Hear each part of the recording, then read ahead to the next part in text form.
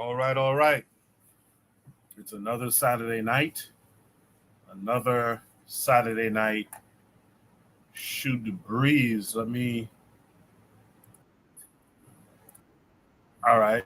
Seems like I'm coming through loud and clear. What I want to do, as I usually do, I want to get on here real quick and let you guys know what's in store for tonight. Let me pull up the document. If you can hear my voice out there, drop a one in the chat for me. Saturday Night Shoot the Breeze. You guys know what it is. Let me know that you can hear my voice. We're going to talk about Palestinians as African people. We're going to talk about that tonight. We're going to talk about um, the slave trade. Did the Abrahamics team up with traders to destroy us? Right. So during the slave trade, did the Abrahamics team up with our losers, our traders, and teamed up to destroy the rest of us? We're going to look at an artist who's creating an African-centered comic book, I guess, or comic strip. Um, we're going to talk about how the Jewish community sends love to the Black American community. And there's one other topic here. I don't know what it's really about, so you'll have to tune in to get that one. But that's what we have in store tonight. We got the pro-Black perspective out in the chat. She dropped a one. I know I got Black Steel waiting to come up on the panel, so that's coming soon. What I'm going to do now is I'm going to start the show officially. And on the other side, I will drop Shoot the Breeze topic number one. If you're interested in joining the panel, just click the link pinned to the top of the chat, and you'll be in.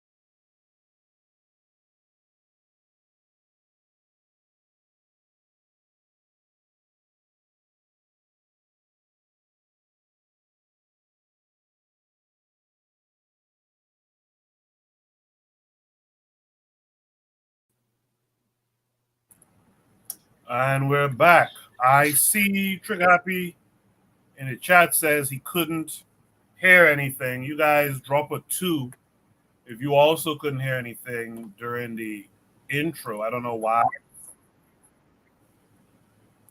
For some reason, YouTube is playing my sound now, so I don't know what happened there a second ago.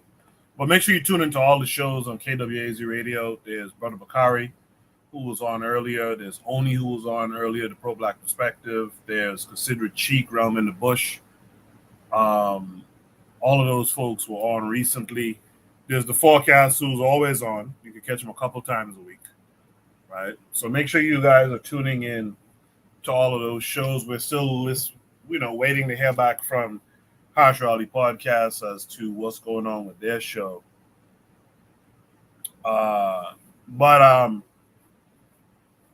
tune into all the shows. Check out the website. Subscribe. Right there, I have it pinned, the Shoot the Breeze Clips channel. Subscribe if you haven't already. All right. In the meantime, let me welcome in the panelists tonight. Let me begin with our boy Oni Tase. Oni, how are you this week? Oh, peace. How you doing, man? I'm cool. I just came back. Just touched down at the airport, you know what I'm saying? Yeah, so everything's peace. Everything's cool. Good. I don't know how you guys doing, but that's good, man. How you guys? I'm hanging in there. I can't complain. I'm hanging in there. We'll see how the rest of the guys are doing. Let's go to Black Steel. Black Steel, how are you this week? I'm doing great, man. I was off for the week of for the week of Slaughter the Natives Day. But work starts again on Monday. But for this week, I've been really relaxing, spending time with family, taking care of some business. So glad to be here with everybody. Hope everyone's doing well. Appreciate you for coming through. And last but not least, Buana, how are you this week?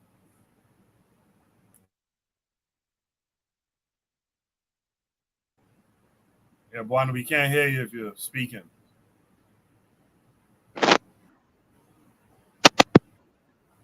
You guys hear me now? Can you guys hear me now? Yeah, we got you now. Yeah, shout out to everyone on the panel. Kingston is happy. I'm happy to see you came back. Black Steel, you sound like a little horse. Try to drink some honey and some lemon. I'm working on it. Oh, and shout out to you, Coco. He probably ate a Native American. Ha.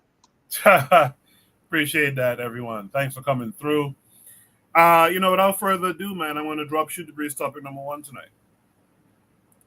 Shoot the Breeze topic number 1 tonight says, are Palestinians African people? Based on the model proposed by Ali Mazrui, the Middle East is Northeast Africa. This makes Islam/Christianity and Judaism African. A Pan-Africanist ready to accept this. This came with a link, but it actually came with several links. Let's see if we could grab these properly. So the first one takes us to Twitter. Is that right? The first one takes us to Twitter, but not that tweet. So it takes us to someone named Slank on Twitter, who says, quote, Madagascar is separated from the African continent by the 500-mile-wide Mozambique Channel. Greater Yemen is separated from Djibouti by only a stone throw. Yet Madagascar is politically part of Africa, while Greater Yemen is not. This is a quote from Ali Mazrui. Let me see if this is going to work well. Okay. So this is an excerpt, I guess, from one of his writings. I guess the chapter is Black Continent, Red Sea, ? He says, a central thesis of ours in this part of the paper is that the Red Sea has no right to divide Africa from Arabia. Where then is Africa? What is Africa? How sensible are its boundaries? Islands can be very far from Africa and still be regarded part of Africa, provided they are not too near another major landmass. But a peninsula can be arbitrarily dis-Africanized. Madagascar is separated from the African continent by the 500-mile-wide Mozambique Channel. Greater Yemen, on the other hand, is separated from Djibouti by only a stone throw. yet Madagascar is politically part of Africa, while Greater Yemen is not. Much of the post-colonial African scholarship addressed itself to the artificiality of the boundaries of contemporary African states, but little attention has been paid to the artificiality of the boundaries of the African continent itself. Why should North Africa end on the Red Sea when Eastern Africa does not end on the Mozambique Channel? Why should Tananarive be an African capital when Aden is not? There has been discussion in Africa as to whether the Sahara Desert is a chasm or a link. Continental Pan-Africanism asserts that the Sahara is a sea of communication rather than a chasm of separation. Yet there are some who would argue that North Africa is not quote unquote really Africa. Why? Because it is more like Arabia, question mark. But in that case, why not push the boundary of North Africa further east to include Arabia? Why not refuse to recognize the Red Sea as a chasm, just as the Pan-Africanist has refused to concede such a role to the Sahara Desert? Why not assert that the African continent ends? All right, so this is another image that gets a little trickier to read, but I'll try. Ends neither on the southern extremity of the Sahara nor on the western shore of the Red Sea. Should not Africa move northwards to the Mediterranean and northeastwards to the Persian Gulf? Alternatively, should this new concept be called Afrabia? The most redundant sea in African history may well be the Red Sea. This thin line of ocean has been deemed to be more relevant for defining where Africa ends than all the evidence of geology, geography, history, and culture. The northeastern boundary of Africa has been defined by a strip of water in the teeth of massive ecological and cultural evidence to the contrary. The problem goes back 3 to 5 million years ago when 3 cracks emerged on the east side of Africa. As Colin McEvedy puts it, one crack broke Arabia away, creating the Gulf of Aden and the Red Sea, and reducing the area of contact between Africa and Asia to the Isthmus of Suez. Before the parting of the Red Sea, there was the parting of Africa to create the Red Sea as a divide. 3 cracks had occurred on the African crust, yet only the one which was resulted in a sea was permitted to, quote unquote, dis-Africanize what lay beyond the sea. The other 2 cracks resulted in, quote unquote, rift valleys, straight-sided trenches averaging 30 miles across. The eastern and western rifts left the African continent intact, but the emergence of a strip of water called the Red Sea has resulted in the geological secession of Arabia. But what a geological crack had once put asunder, the forces of geography, history, and culture have been trying to bind together again ever since. Who are the Amhara of Ethiopia, if not a people probably descended from South Arabians? What is Amharic but a Semitic language?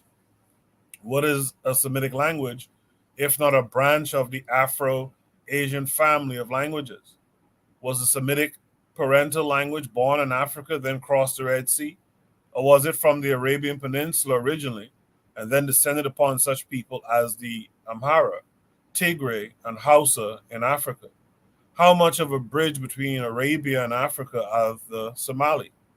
All these are lingo-cultural questions which raise the issue of whether the geological succession of Arabia 3 to 5 million years ago has been in the process of being neutralized by Afrabia, the intimate cultural integration between Arabia, the Horn, and the rest of Africa. In the linguistic field, it is certainly no longer easy to determine where African indigenous languages end and quote-unquote Semitic trends begin.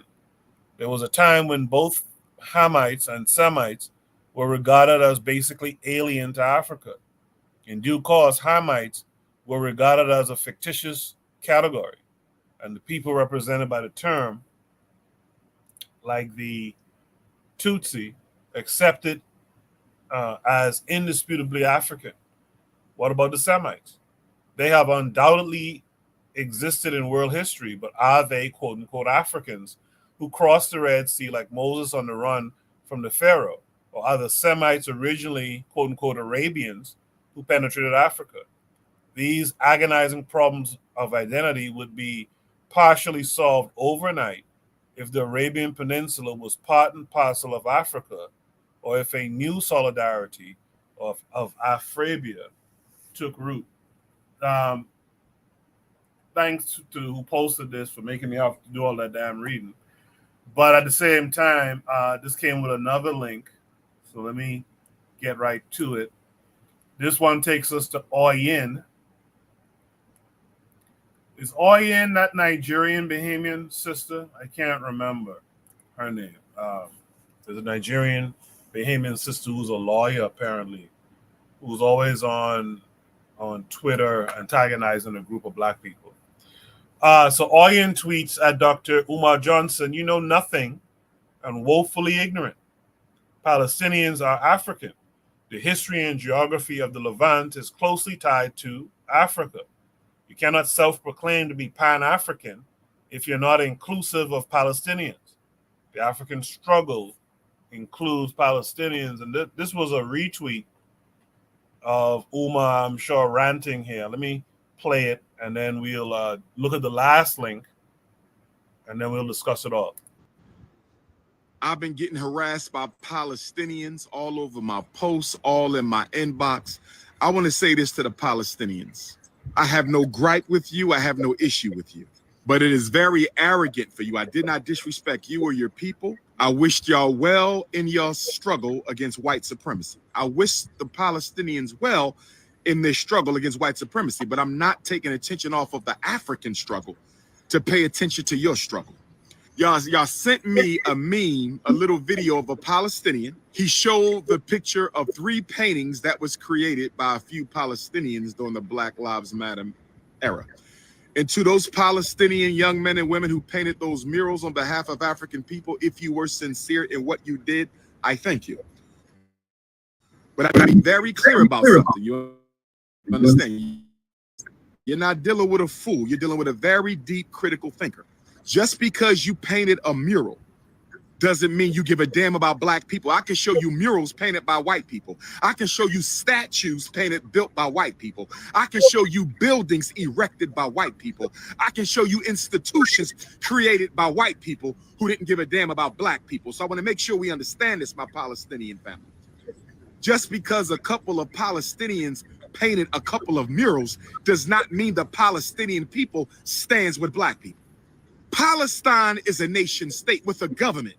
Has the Palestinian government ever entered any argument on behalf of African people at the United Nations? I'm gonna ask the question again. Because you showing me murals that was painted by the Palestinians 5-10 years ago, that does not mean you stand with us. Did the Palestinian government enter any formal argument on the floor of the United Nations on behalf of American Africans? That's the question I'm asking. Did the Palestinian state put forth a resolution that the Arab states who participated in the enslavement of African people need to pay restitution and reparations? Did the Palestinian government put forth a resolution to stop the trafficking of Africans right now into slavery in East Africa? Don't show me no damn paintings. Don't show me no damn paintings. Show me some paintings. I could go paint right now a mural for Palestine. Does that mean I care about Palestine because I threw up a mural? That's not no true liberation solidarity. What are you doing politically for us? What has the government of Palestine ever done politically to benefit American Africans or politically to benefit continental Africans? Huh? Can you point to something political? Don't show me no damn artwork. Don't show me no damn artwork. And because you got 3 old murals that was painted by a handful of Palestinians, that means the Palestinian people stand with Black America. That's a damn lie. Don't be hypocritical. Don't be hypocritical. You have Palestinian Africans catching hell in your country.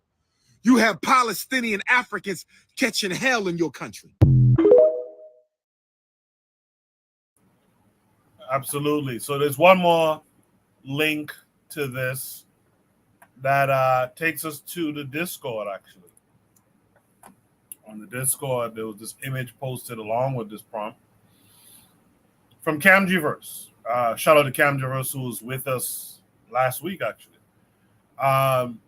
He says the promoters of Afro-Asiatic are creating a pathway that allows Black Christians and Muslims to claim that the Abrahamic tradition is African. Now, on this panel, we've talked about this before. We've heard it a bunch, that Christianity is African and blah, blah, blah. But I think this prompt actually opens up another question too, because, and shout out to Azuli, who's out there in the chat. He said something in one of his messages that's important to me. He says the land is African, but not y'all. Like, when you look at where Israel and all this shit is, I mean, clearly that's a part of the African continent. But these people aren't. We have the North Africans, the Amazigh, I think that's how you pronounce their designation, who are Arabs. But what we shouldn't forget is that we do have Africans in those regions, and so we have to be mindful, I guess, of the Africans in that area. I guess I skipped a lot of messages in the chat, so I'll double back to them in a second. But yeah, this is Shoot the Breeze topic number 1 tonight. Are Palestinians African people? Based on the model proposed by Ali Mazrui, the Middle East is Northeast Africa. This makes Islam, Christianity, and Judaism African. Pan-Africanists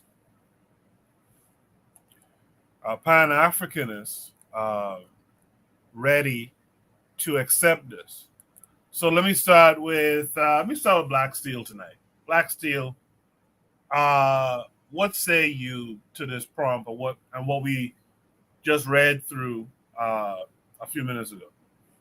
So here's here's my thoughts on this. First of all, the boundaries between continents have always really been mostly lines on a map, mostly, cultural, not just geographic, but also there's cultural and political differences as well. So if you look at a map, North America and South America are connected, but yet for political reasons, for other reasons, they decided that South America begins at Isthmus of Panama.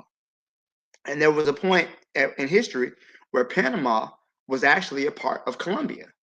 But because the United States wanted to build a canal in Panama, they took that land so that way they could build a canal on that land.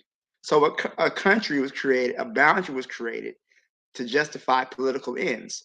Who's to say that South America doesn't begin at the southern border of Mexico or Guatemala?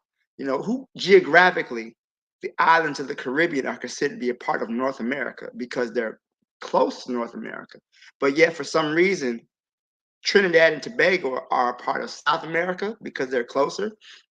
These different boundaries between the continents and the islands have always been jumbled. So for even the continent of Europe and Asia are connected. So, we talk about how even in school, we teach the kids about Europe and Asia.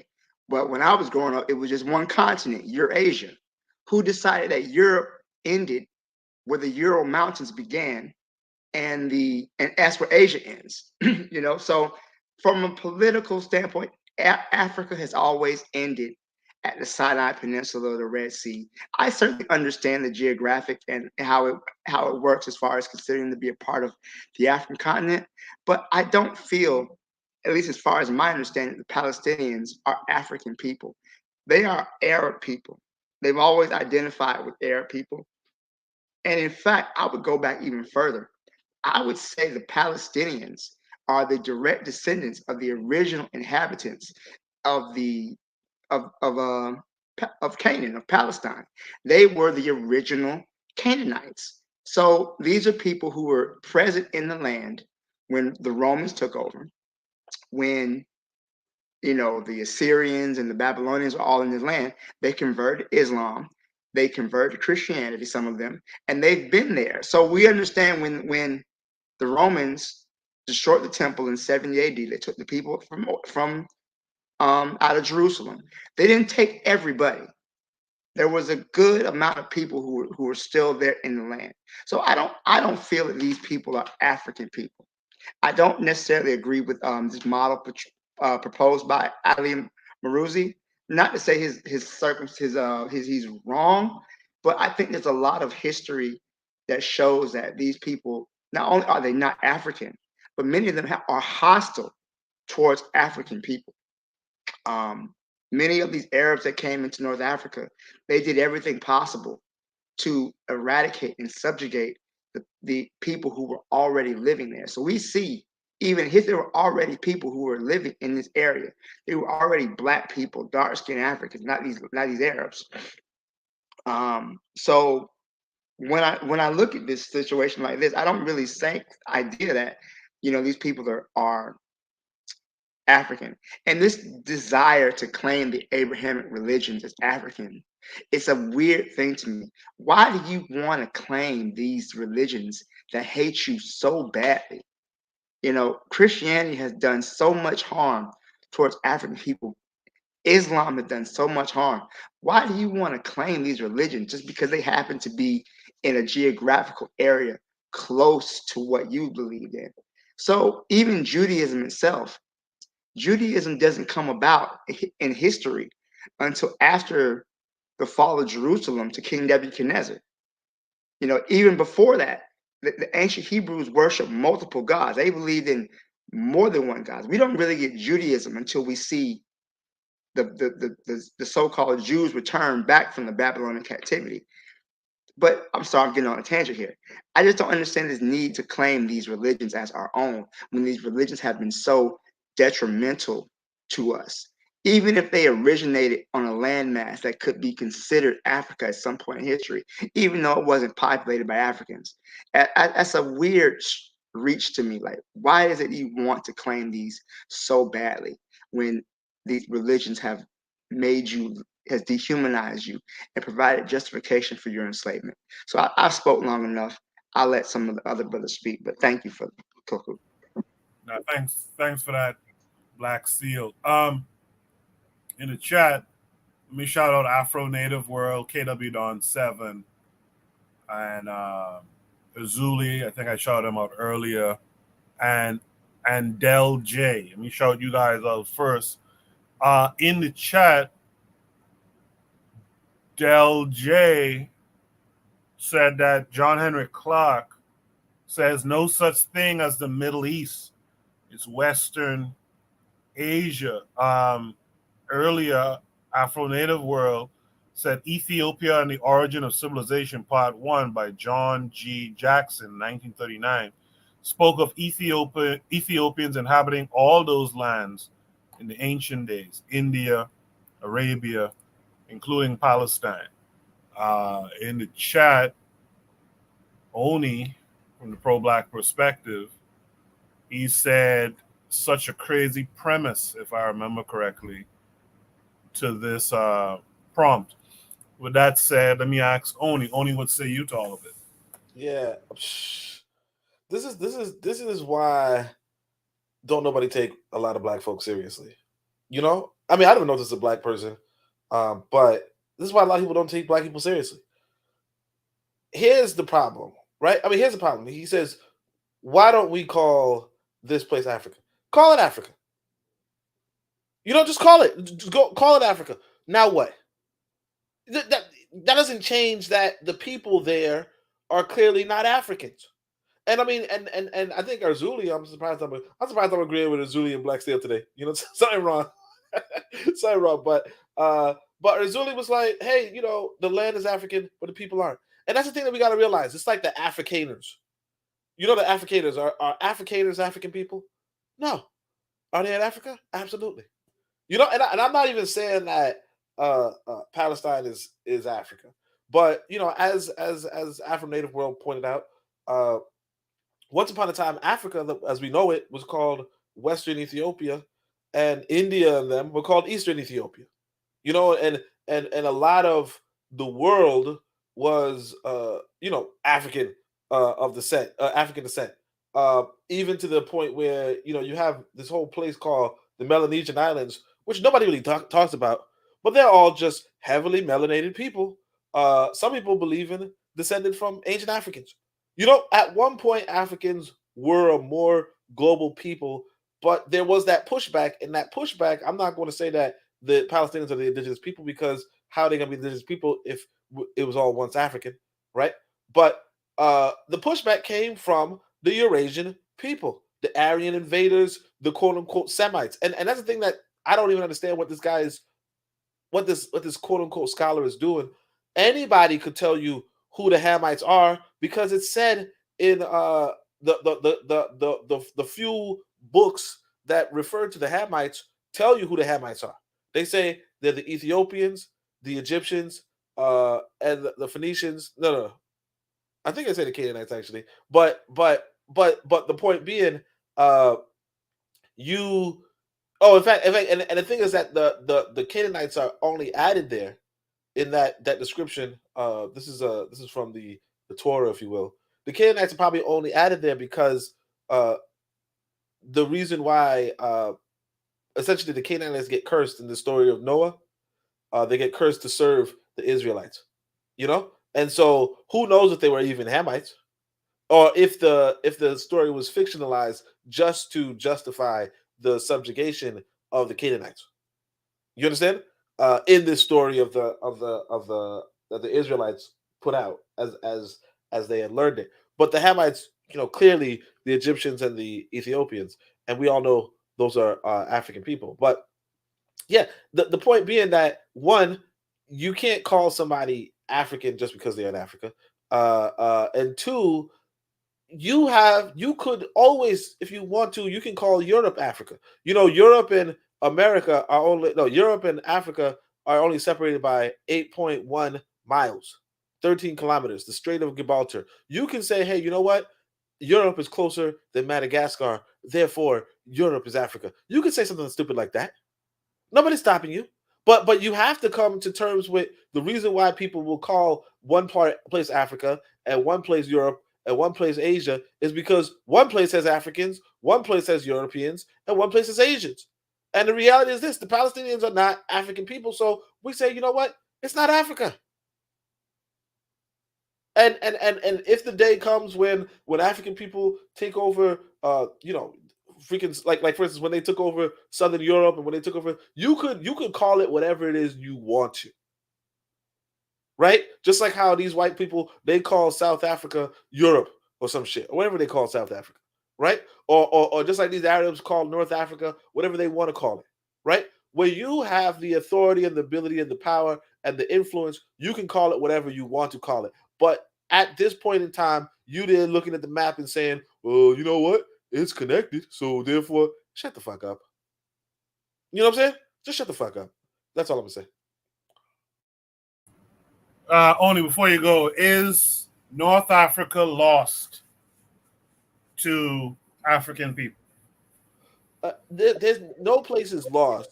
Like no place is lost for all eternity. But like at this point in time, you know, the trouble with us, and I see this, I say us, you know, just generally, right? The problem with us is that we looking at the like you have to like you gotta be you gotta focus where you can focus. You know, you gotta get in where you can fit in, right?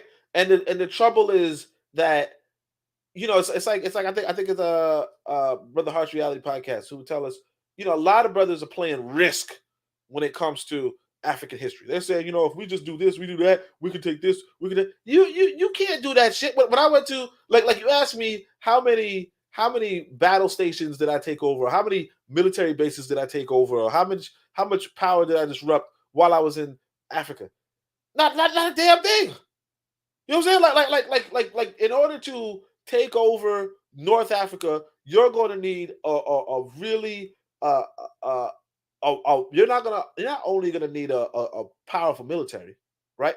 But you're going to need to be influencing this powerful military. If we don't have any, this powerful military has to be an aggressor on North Africa in this wide political context. You know what I'm saying? Even Israel, with all its power, is taking over the land of Palestine very, very slowly. But it's taking it over, sure, but it's taking it over very, very slowly. And you don't have an iota of power compared to Israel at this point in time. Well, not, and I say you generally, and to say that maybe there are some African nations that have comparable power. And you know, some people say no, some people say yes. But as far as like the Pan-African movement, what is their power when it comes to that military presence on the continent, on top of that military presence that will be aggressive against a North African neighbor that's not even attacking them at this point in time? It's not realistic. Now, if you get on the continent, you get a good, powerful military presence, you could do the same as Israel could do. Just like nobody, because you know, at one point somebody was saying, you know, the Zionists were getting together and they were saying, is Palestine a lost cause? Some people were saying that, and now they don't say that. Or you know, 2 months ago they didn't say that, right? But my point is that yeah, there's no such thing as a lost cause if you have the will and ambition to do it. But the Pan-Africanists at this point in time don't have the will and ambition to do it. You know, and they're not, and we're not, you know, collectively focusing even on our own countries where we could be building you know, at least a respectable power base for the majority of us. Like what do we go on North Africa at this point in time for when we have so much infrastructural development to be had in you know, in regular, you know, in what we call Black Africa. We have so much to be done. Why don't we just focus on that first? That's what I would say. Appreciate that, Oni. Welcome back, by the way. Last but not least, let's go to Buana. Buana, what say you? 1 2 1 2. Can you hear me? Yes, sir. Great, awesome. I want to answer your question. When the question when you asked, is North Africa a lost cause to the sub-Saharan Africans? It's just as a lost cause as California is to the whites who currently occupy that territory, or Arizona is. Slowly and surely, you are seeing the Mexicans, the Spanish, reclaim their territory through immigration, illegal or legal. They coming back for the land which was originally theirs. It'll only take time. Give it about 50 years. And plus, they have more children than the settlers, the colonial settlers. So we'll see how that goes. So goes California and Arizona and all them Texas and all them other southern states that borders Mexico. Mexico will eventually reclaim their territories as the Africans, the original inhabitants, will reclaim their territories. It may take 100 years. You know, it may take 200 years, but they'll eventually reclaim their territory, I believe. But let me first start in trying to answer the question in terms of whether the Palestinians are African people. It depends on who you ask first, and it depends on when you want to start the time, when you want to start the clock. Because if the Africans, the Black Africans who came out of continental Africa and went into all the other territories of the world are the original human beings of this planet, they would have went to Palestine. You know, they would have created situations in Palestine. They would have been the original inhabitants of that territory. And they would have their children and children and children and things of that nature. So would they be considered African? Well, those people who were original or native to Palestine would have mixed and mingled with the so-called Asiatics. And then voila, you have the Arabs. Or people call it the Palestinians. I don't know how that works. But I'm thinking that these people were the original inhabitants. So the first question I would ask is, what do the Palestinians consider themselves to be? You have to ask them first before we ask or get into any intellectualisms or academic ideas, theoretical ideas. Ask the Palestinians, what do they think about themselves? Most of them, I'm assuming, would say, first, I'm Muslim. Next, they would say that they are Arabs. But you have a portion of people who exist in that society say, well, we were here first. Our family came here thousands of years ago. We are original inhabitants of this area, and we are African people. Only mentioned Melanesia on the other side of the world. When you speak to these people, these native peoples, they say they came from Africa. They don't disassociate themselves from Africa. So this is the reason why I say it depends on who you ask. It depends on who you ask in Palestine. Because even the black Palestinians would say first they're gonna tie themselves to their religion because they colonize people, and then they can say, well, we are African people. So I say it depends on who, and then you have Arabs who would have mixed with African people. What do they say about themselves? Do they say they half breeds? I don't know. So my first inclination would be to ask the people of that area, what do they determine themselves as? What do they define themselves as? Ali Mazrui is a dangerous character. And people you would say, don't play the man, play the idea. But Ali Mazrui is a man who is he calls himself a Pan-African, but really and truly he is a black Arabist.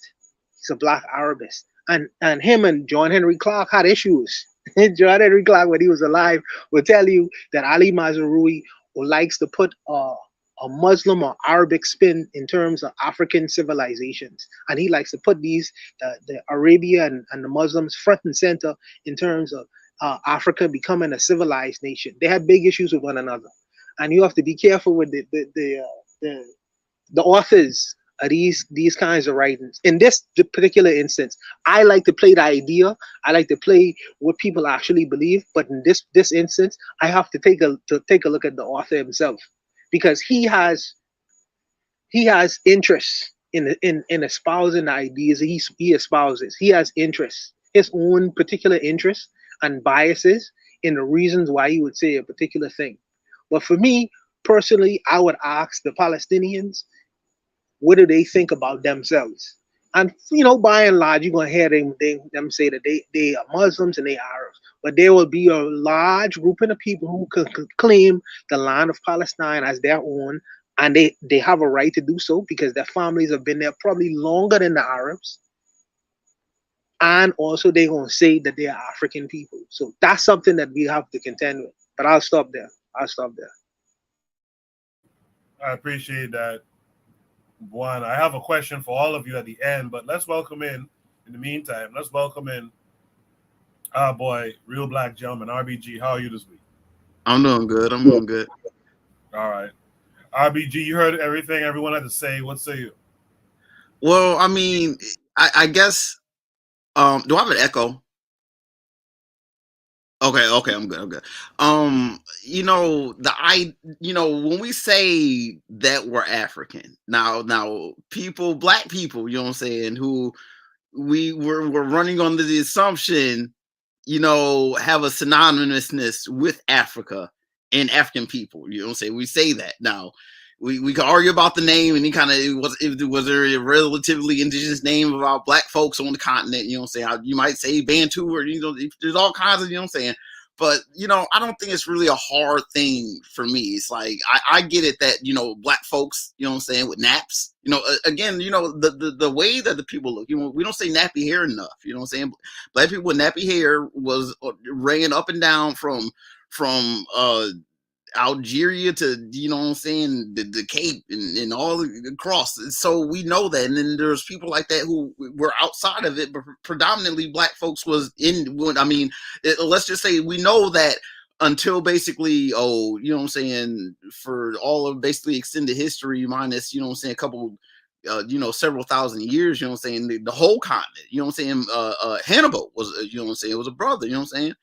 And, you know, I've heard ideas that a lot of the people who were up in North Africa descended, like a lot of those people, you know, who fled, you know, North Africa wound up down in West, you know, from the northern regions, you know, the Carthage area, you know what I'm saying, that you know, that heritage and Carthage, you know what I'm saying, came down and had to meander down south back when, you know what I'm saying, the desert.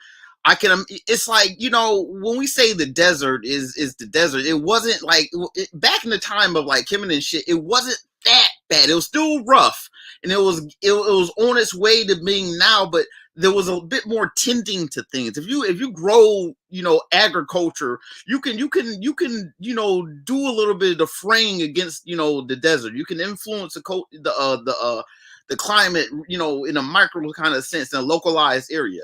But as long as, you know what I'm saying, you're not being aggressive with that, you know, and things fall apart, you know, whole, like, you know, fields fall apart. That just, I'm talking about extended time frame. So like, you know, yeah, all of the land mass is ours. You know what I'm saying? The whole idea of like what we think of like probably Arabs, hard Arabs, you know what I'm saying? Like, that is only relatively recent. So it shouldn't be a stretch to say that those people aren't Africans. Those people, we know where those people came from. Like, we know those people weren't there. They know that those people don't come there. I mean, if you take, you have to look at it through multiple filters and lenses. You know what I'm saying? You have to swap them out, you know what I'm saying, with some dexterity about it. You know what I'm saying?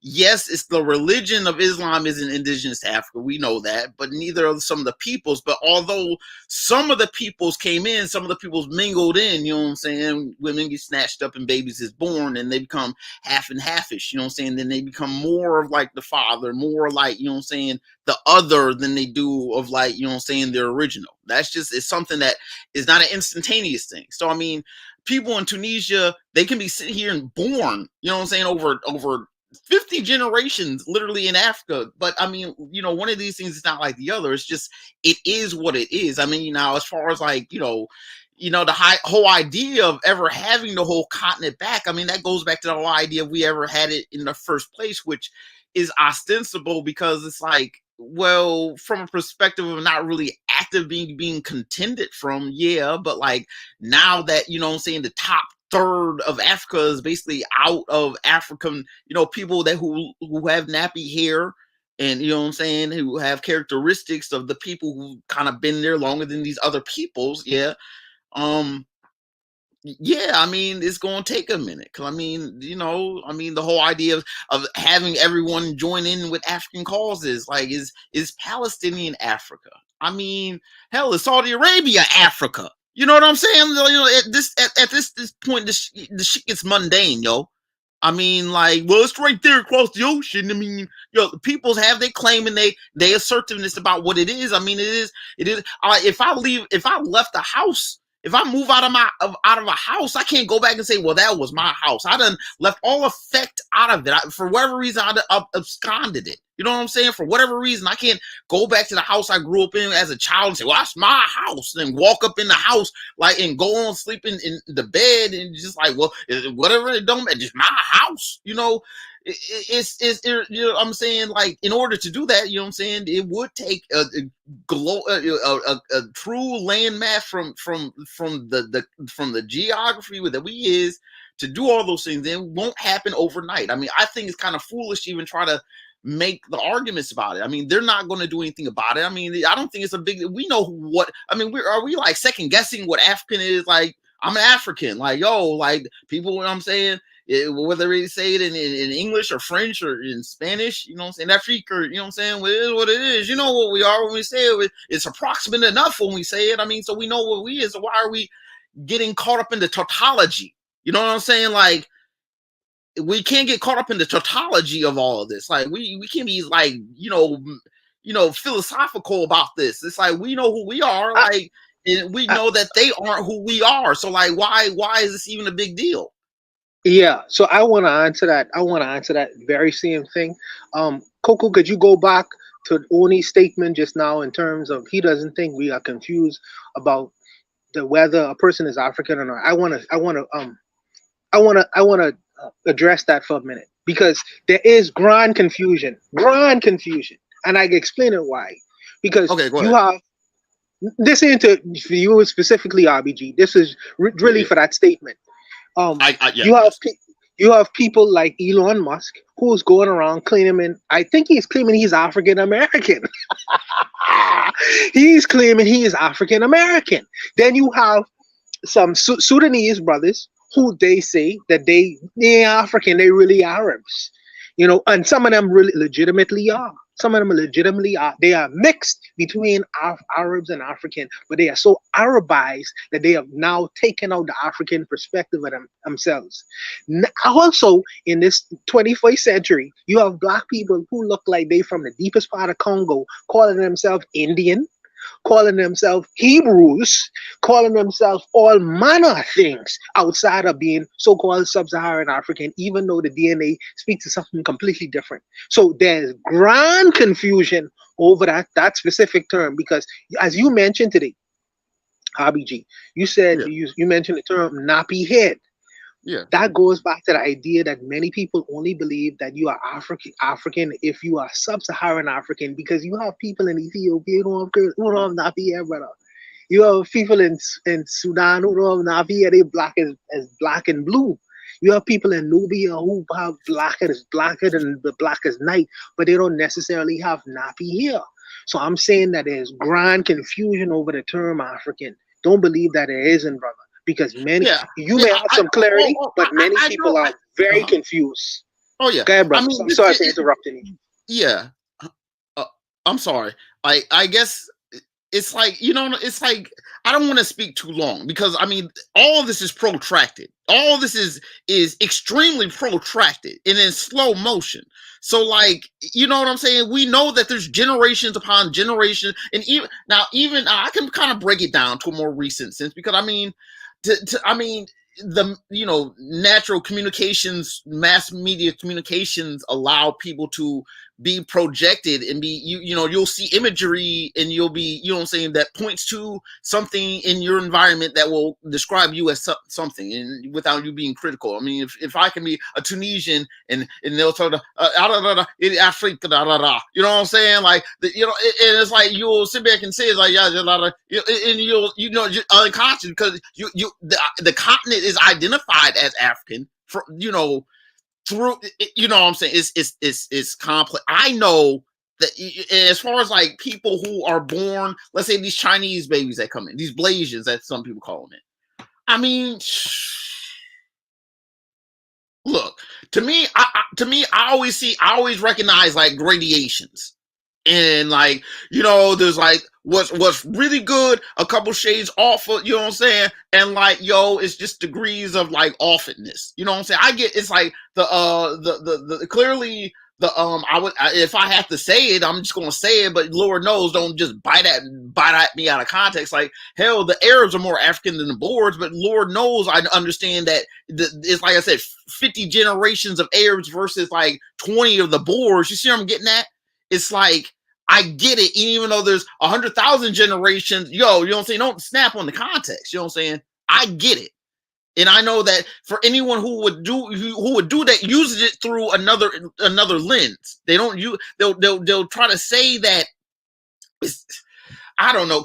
Continent is only and someone actually said this. I'm gonna leave on this. Continent is a really funny, like container. It's nice when you visibly look at the globe, which is something that unless you're because again, people didn't draw out the shape of the world by looking over it in space. They were flattened out on the ground and made extrapolations based off of what I'm saying, longitude and latitude relative to their estimations of how spherical the world was, type shit. So they were constantly drawing these maps, and hell, 1905, 1925, not knowing that, you know, once they looked up in space, it was pretty damn accurate to their guesses. You know what I'm saying?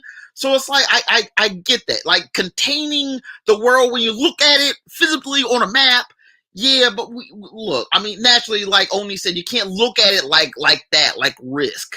I mean, we know who we are. I mean, all we got to do is when they use the mass media, just ignore it. Just like say your piece, drop it, and they go and contest, and you just let them fade out. I'm gonna drop the mic. Appreciate that, RBG. I asked this question in the chat. I got 2 responses. I'll read those in a second. But when I asked the panelists, some of you touched on it already. Those of you who haven't, the floor is yours. But what is an African to you? We should probably ask this question like once a month or something like that, right? But what is an African to you? Anyone can step forward and answer.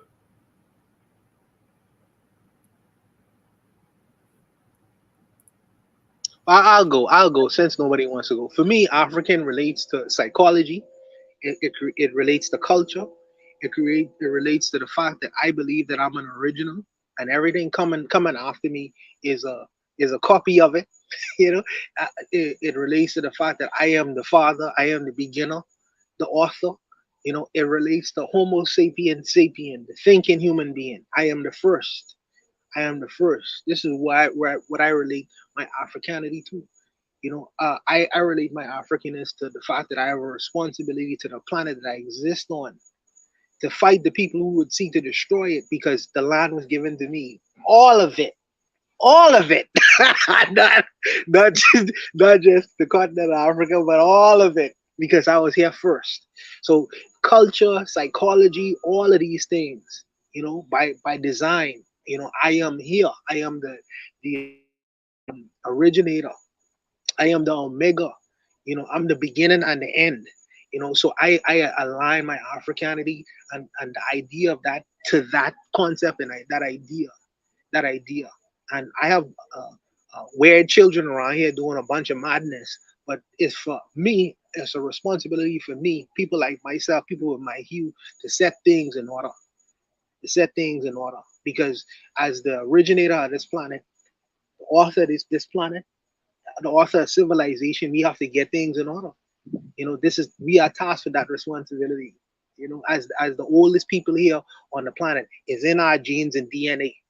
You know, people talk about the fittest of the fittest and all these kinds of ideas and things like that. Well, I survived millennia, you know, through the plains of Africa, through the so-called transatlantic experience in the Western Hemisphere, and I'll be here continuously, you know, for millions and millions of years. When there will be my little sons who are recreated, they would have been gone from the planet. I'll still exist here on this plane. I'm naturally here. I'm naturally here. You know, when the sun shines on me every night, every day, when the sun shines on me, I get power and energized, but I don't get cancer. You know what I mean? I don't get cancer. My melanin is almost like a chlorophyll. You know, the environment that I exist in doesn't hurt me because I am natural to it, as opposed to any other groupings of people. So this is what the responsibility that I'm tasked with here on this planet. The gods of the universe, the gods of this earth, this natural earth. So that's what I attach my Africanity to. Maybe that's far-fetched, but that's what I believe when I say that and use that principle and idea. But I'll stop there. Appreciate that, Buana. The brother who was trying to get on just now, try again. I didn't see you at first. Try again. I'll bring you up on the panel.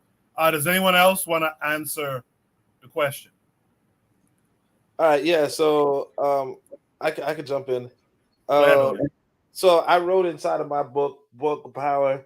I have a glossary. If I'm not gonna read the whole thing. It's actually only 2 paragraphs, but I'm not gonna read the whole thing. But basically, I say it's the original race on Ta. You know, Ta is Earth, right? We founded the greatest civilizations on Ta and have a unique way, our way. You know, if you guys know about 2000 Seasons, that's where our way comes from, right? He says our earliest incantation was the Twa. Although, since Controversy is here, you can probably correct me. But for 200,000 years, we were unrivaled. And I said that we won a race war against Neanderthals. So what the African is that pure blooded, as our spoken word artist Buana just said, pure blooded human.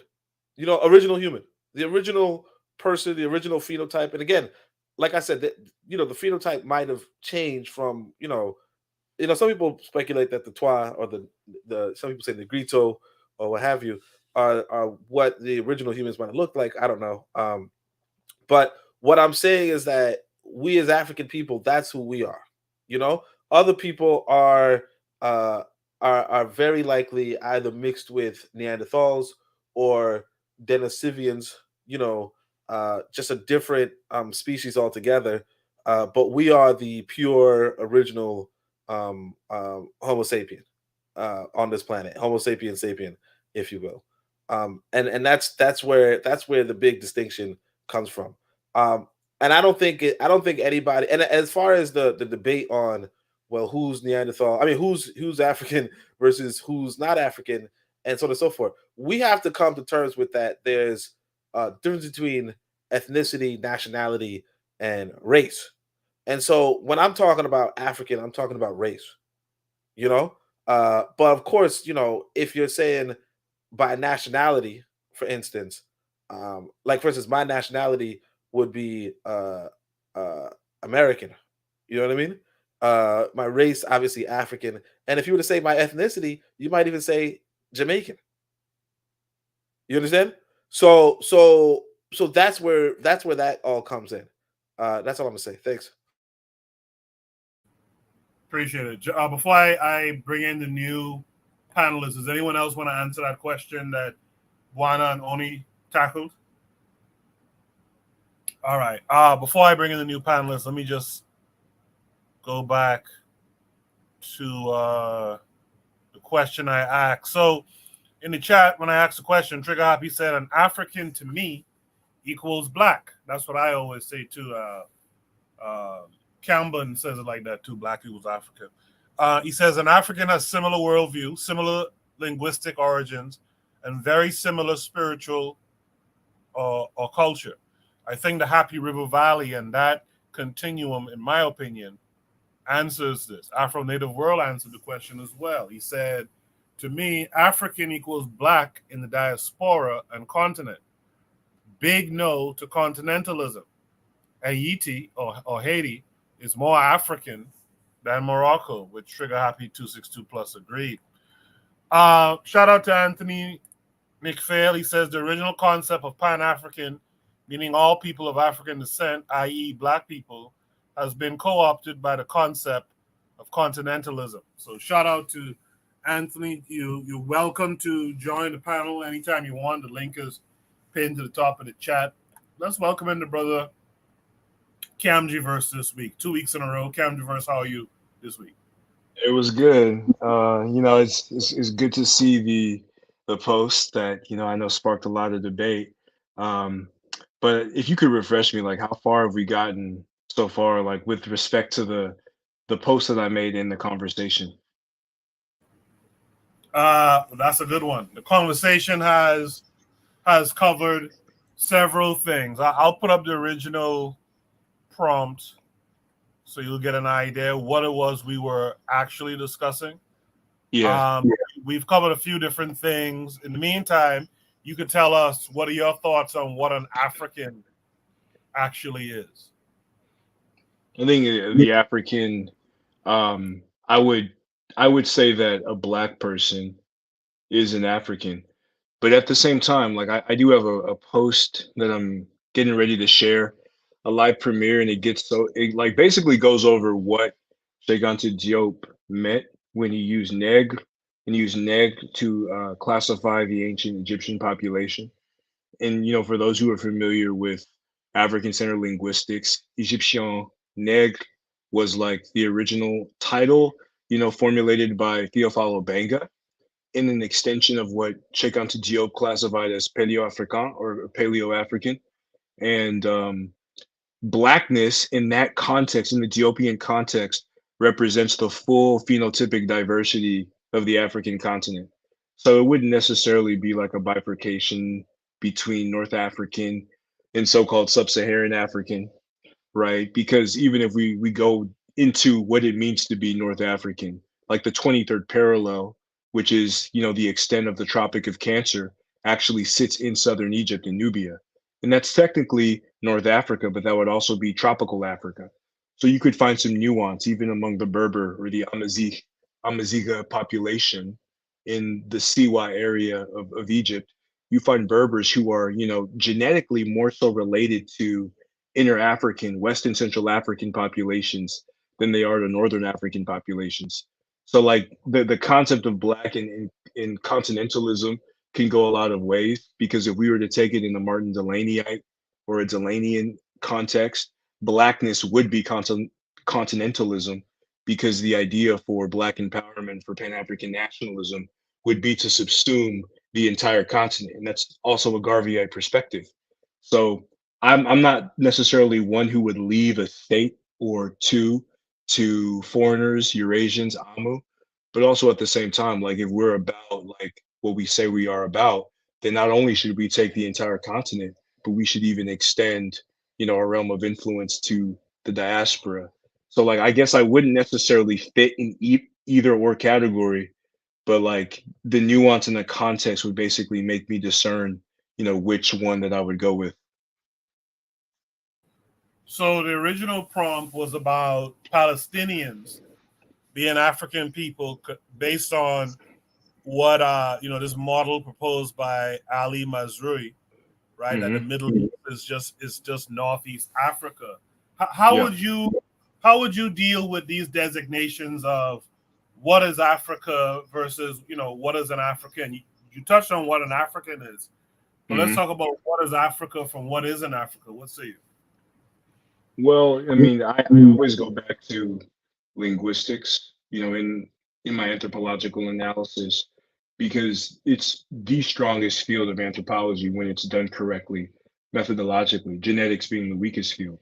But based upon the prompt that you see there, if you were to use Afroasiatic, which is like the mainstream Greenbergian category, based upon mass comparison or multilateral analysis, those people, Palestinians and various Hebrews, would be African in the sense that they are Afroasiatic speakers, or in the sense that their language originates on the African continent, using that Greenbergian model, which he built off of Friedrich Müller, who formulated Hamitic, which eventually became Afroasiatic from the Göttingen school.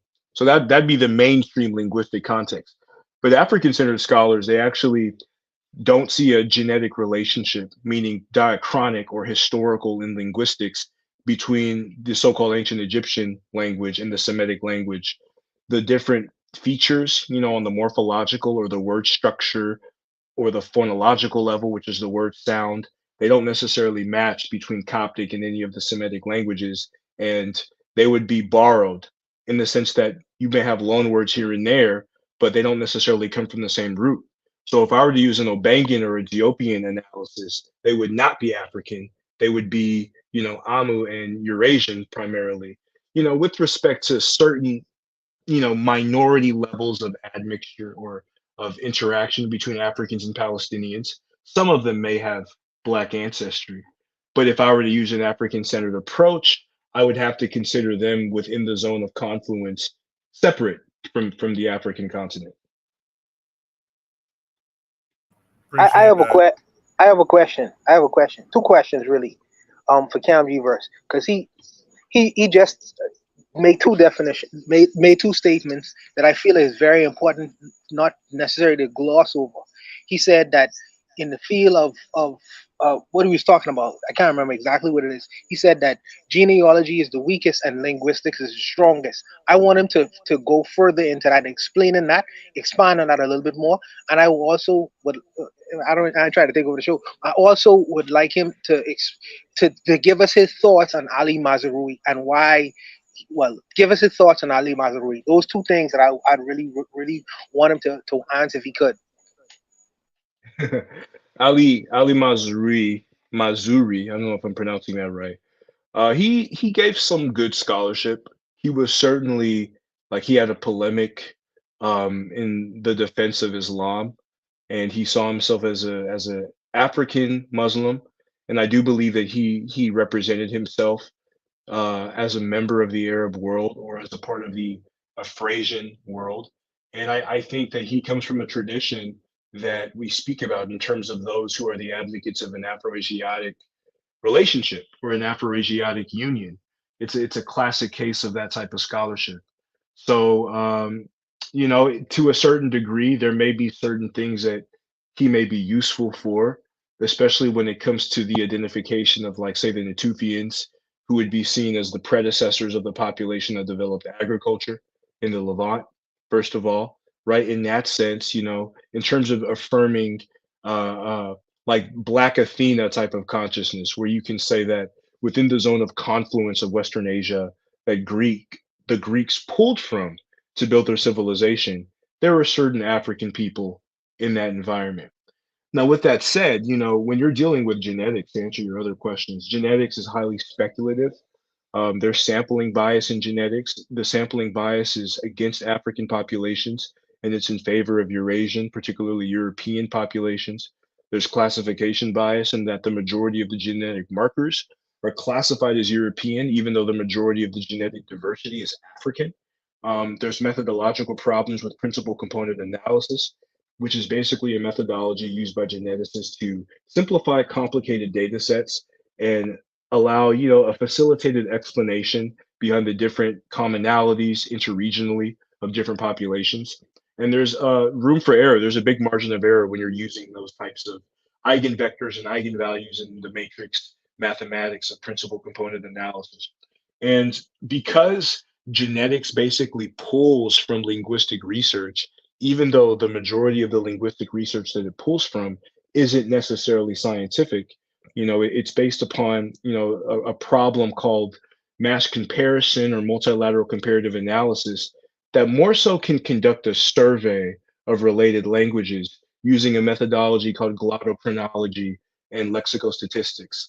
Lexicostatistics basically takes lexical items or vocabulary between different languages and takes a percentage of similarity between those languages, then uses an equation in glottochronology to trace back the point of divergence in time.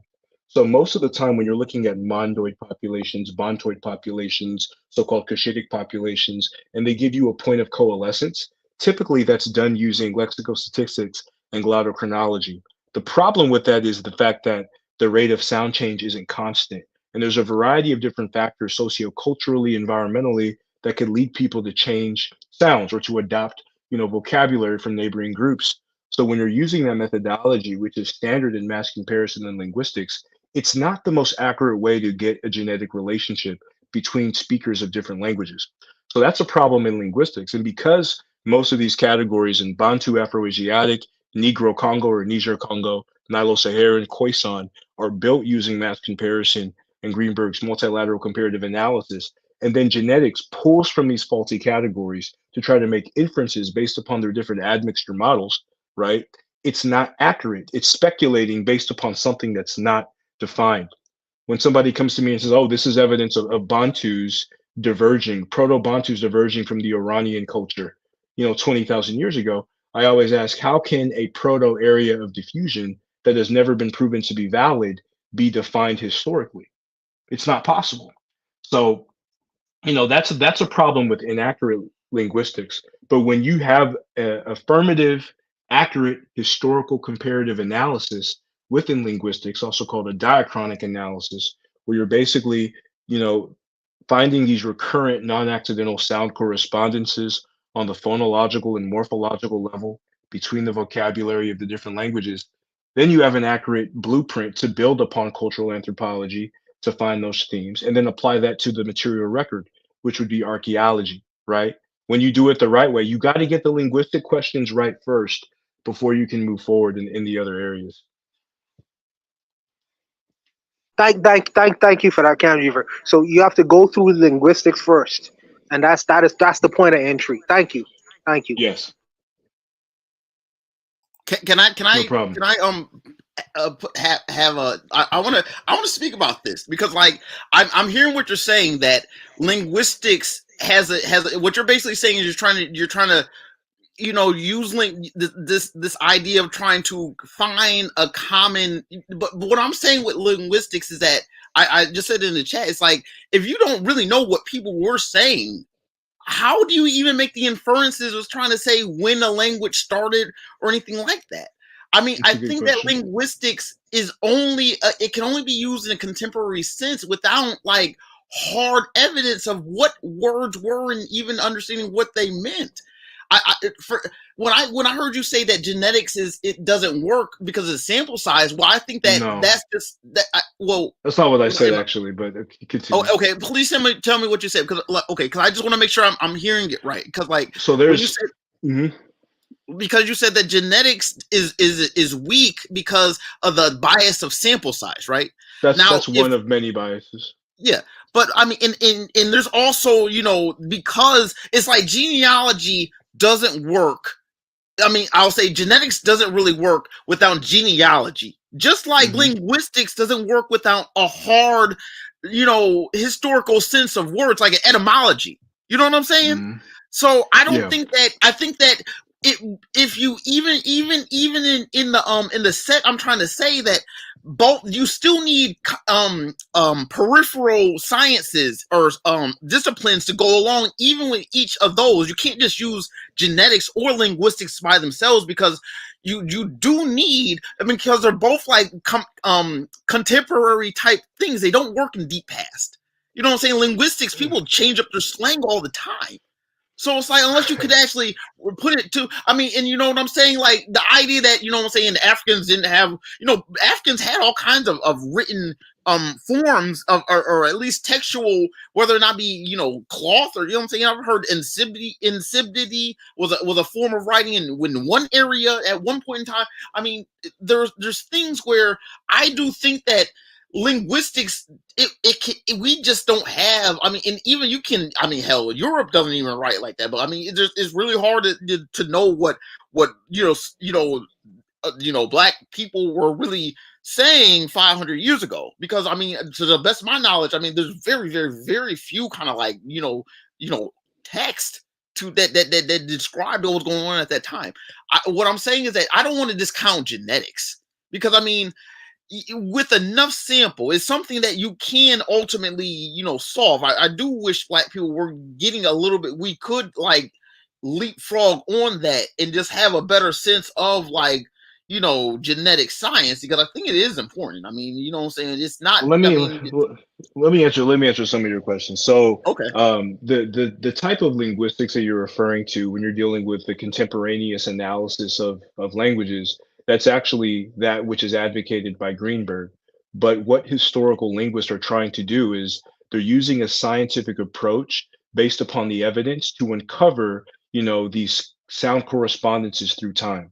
So it's actually a science where you can look at the evidence that you have in contemporaneous languages, apply the historical comparative method along with internal reconstruction, and then from those methodologies, you could be able to observe these changes through time.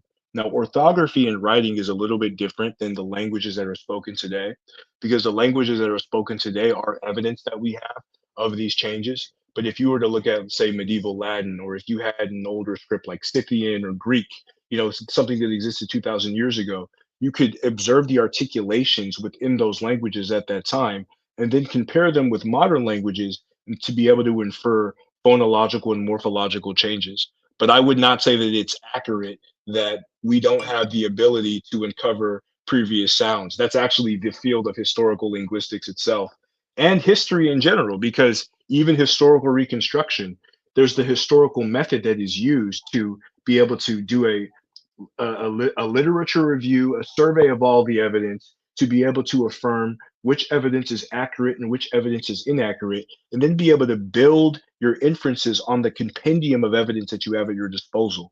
Historical archaeology is like that, historical cultural analysis is like that, and historical linguistics is as well. Now, with respect to genetics, the type of genetics using principal component analysis that is so prominent today in about 98% of the studies, that is flawed. And there's also something called geographic population structure that has been developed by a scholar by the name of Ilhan Elhaik. And he basically formulated that as a replacement of principal component analysis, right? Now, on the flip side, when you're dealing with the sampling bias and the classification bias, that is actually something that could be ameliorated if there were more Black people and more African people in the field, and if there was more support for African geneticists to get, an equal amount of samples from African populations, or to even reconfigure the different classificatory schemes that exist. But Yes. we can't necessarily leave it alone and act as if that's not a huge bias when it comes to the analysis of different genetic data. I have one last question, Cam G, because you push it. What's African ancestry is nonsense. Dr. Kittle's research and information, I should really dismiss that offhand.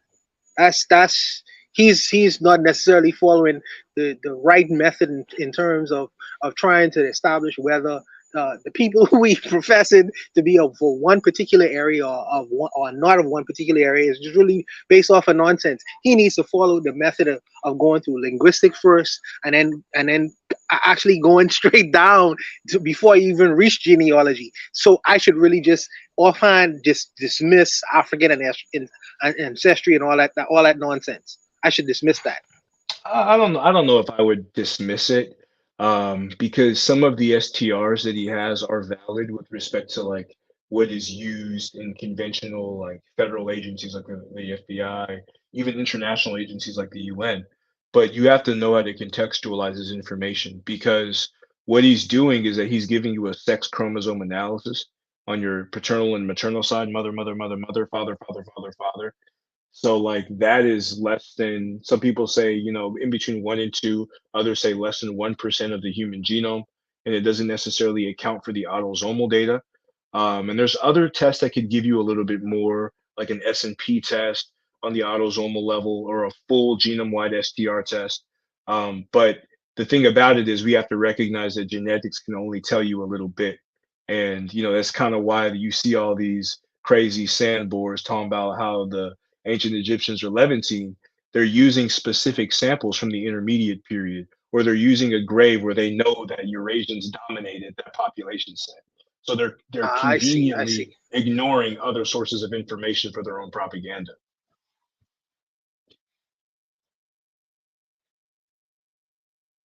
Spirited discussion there. For time's sake, though, I do want to move on to the next topic.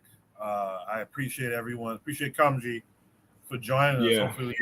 Hopefully you'll stick around. We have a couple of more topics. I'm gonna hop onto my live that I have going on, then I'm gonna hop back once it's done.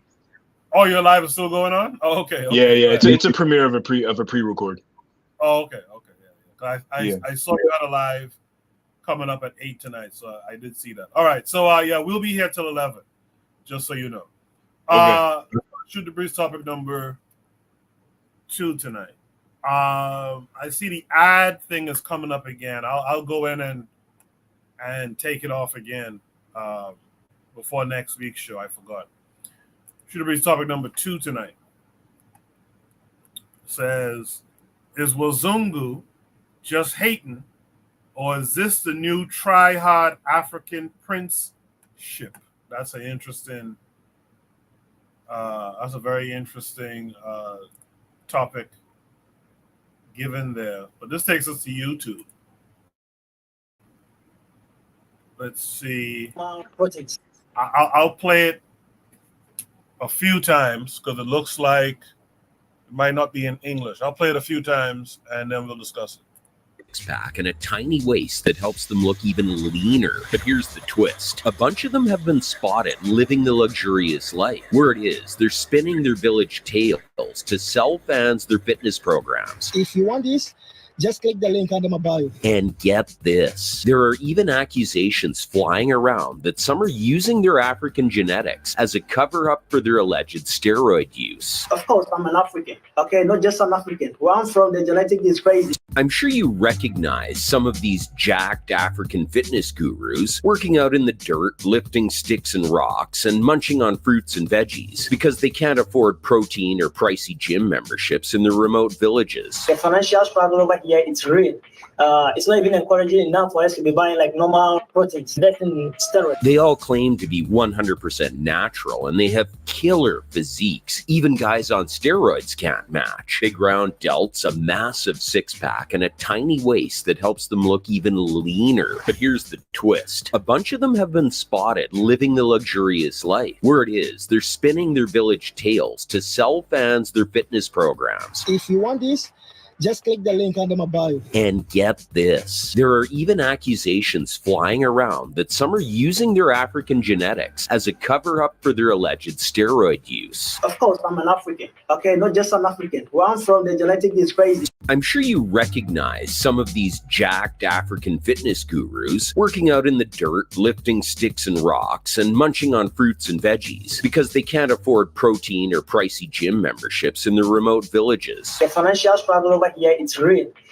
It's not even encouraging enough for us to be buying like normal proteins, that's in steroids. They all claim to be 100% natural, and they have killer physiques. Even guys on steroids can't match. Big round delts, a massive six-pack, and a tiny waist that helps them look even leaner. But here's the twist. A bunch of them have been spotted living the luxurious life. Word is, they're spinning their village tales to sell fans their fitness programs. If you want this, just click the link under my bio. And get this, there are even accusations flying around that some are using their African genetics as a cover-up for their alleged steroid use. Of course, I'm an African. Okay, not just an African. Where I'm from, the genetic is crazy. I'm sure you recognize some of these jacked.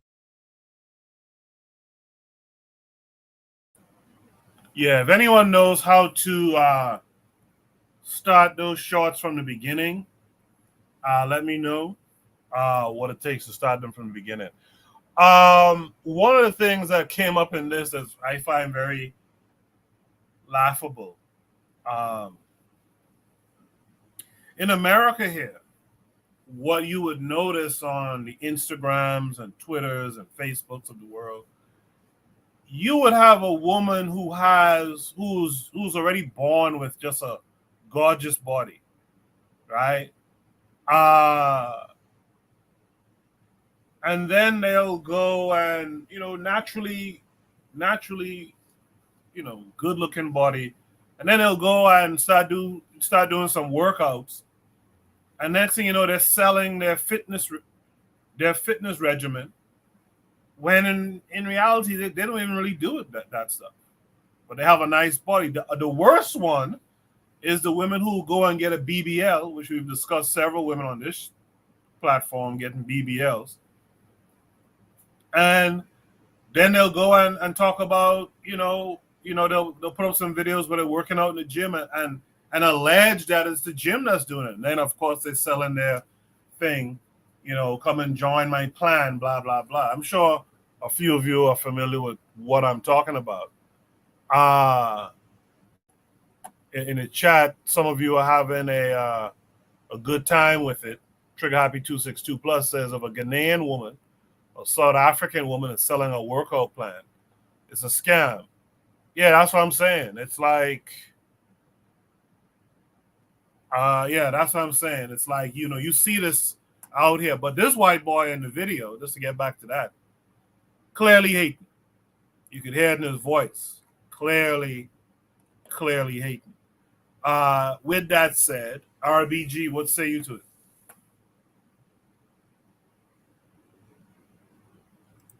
Okay, can you hear me? All right. Look, I'll be brief. Look, it's either like a 95% chance that, motherfuckers are just, eating right, exercise their muscles, and that's what happens. Your shit gets well defined. I mean, I ain't going to speak too much on it.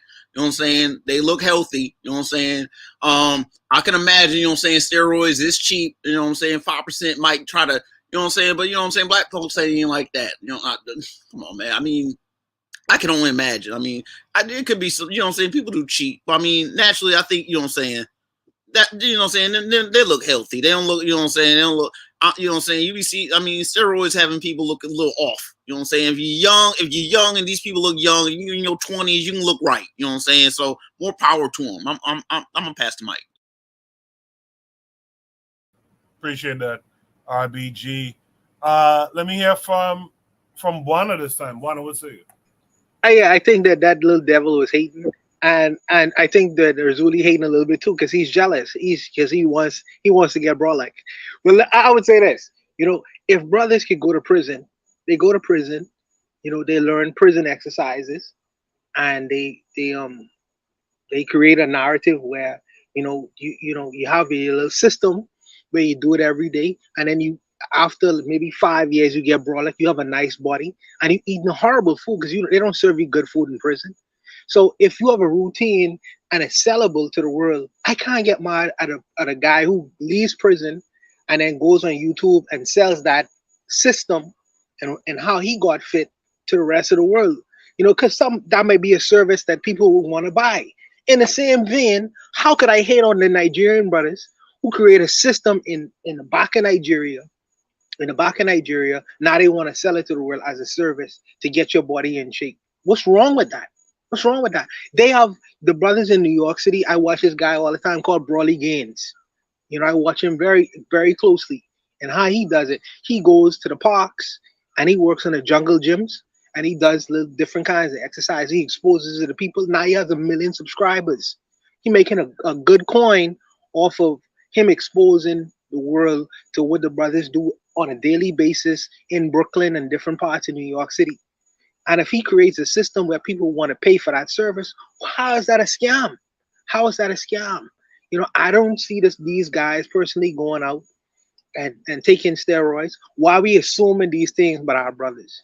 I'm not gonna do that. And even if they was doing it, I don't have nothing to say. I don't have nothing to say. I'm just saying that wouldn't be a good thing. But what I'm saying is that if these brothers, them creating a service that people are willing to purchase, even in Nigeria, because Nigerians could find an exercise program that'll get the body fit in other parts of the world, and people may want to buy that. Well, why are we hating on the fact that they want to sell that for a couple of dollars?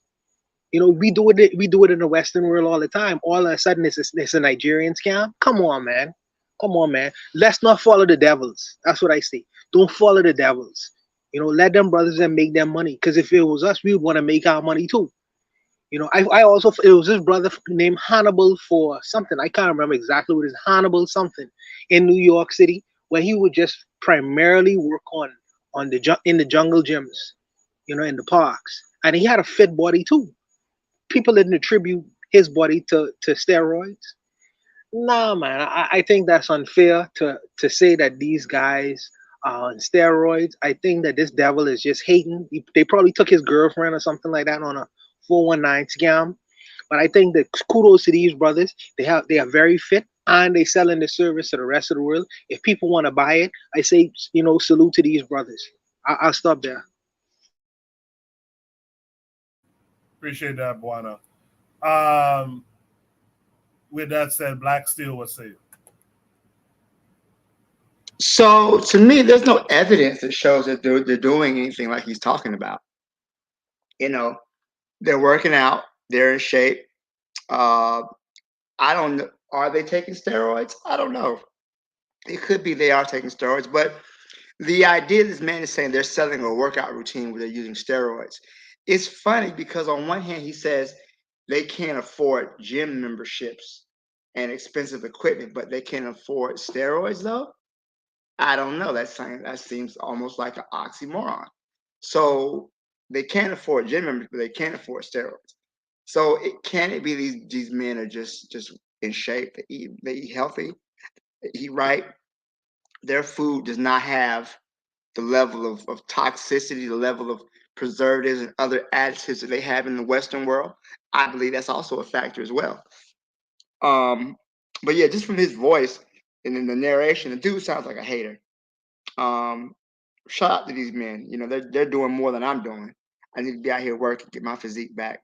But yeah, so other than that, I doubt they're on steroids. Again, they had the money or the access to these steroids. I seriously don't understand that.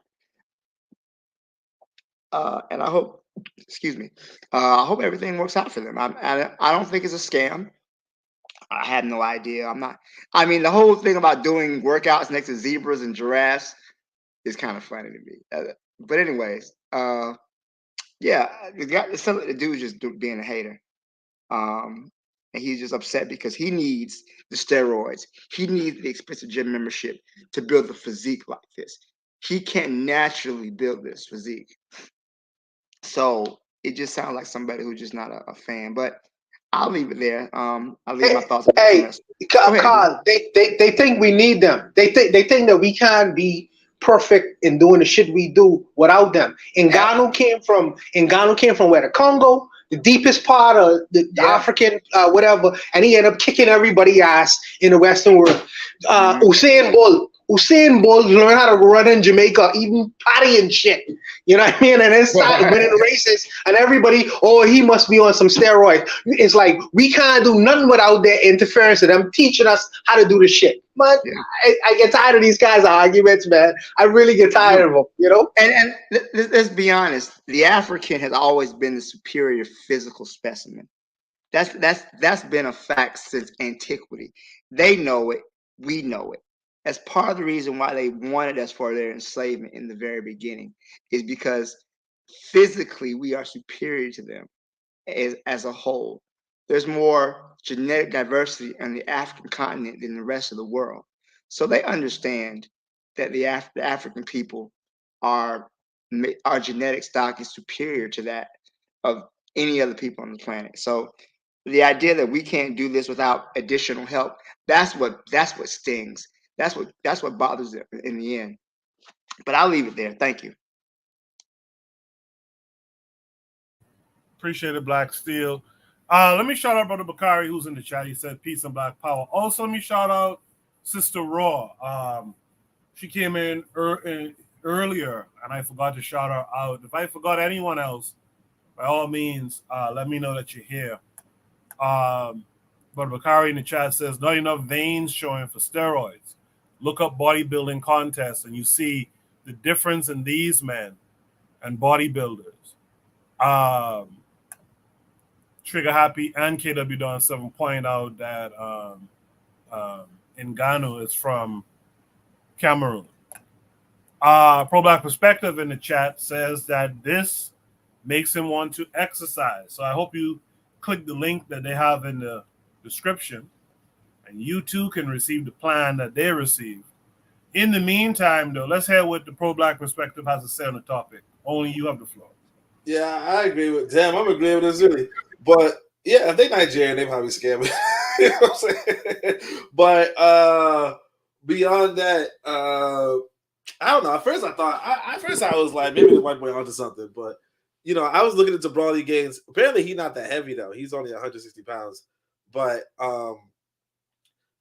yeah, and apparently he don't do any protein powders or nothing, you know? So yeah, I mean, obviously you can, and I know that there's these people in there's like this group of people in Africa who they like underwater or something. Like they go under, they go swimming and they like, I don't know, collect rocks underwater or some shit. These dudes is fit, you know, like they just muscle. So yeah, it's possible, but I wouldn't be surprised if folk is scamming, because you know, on the real, what are you pulling out a camera for?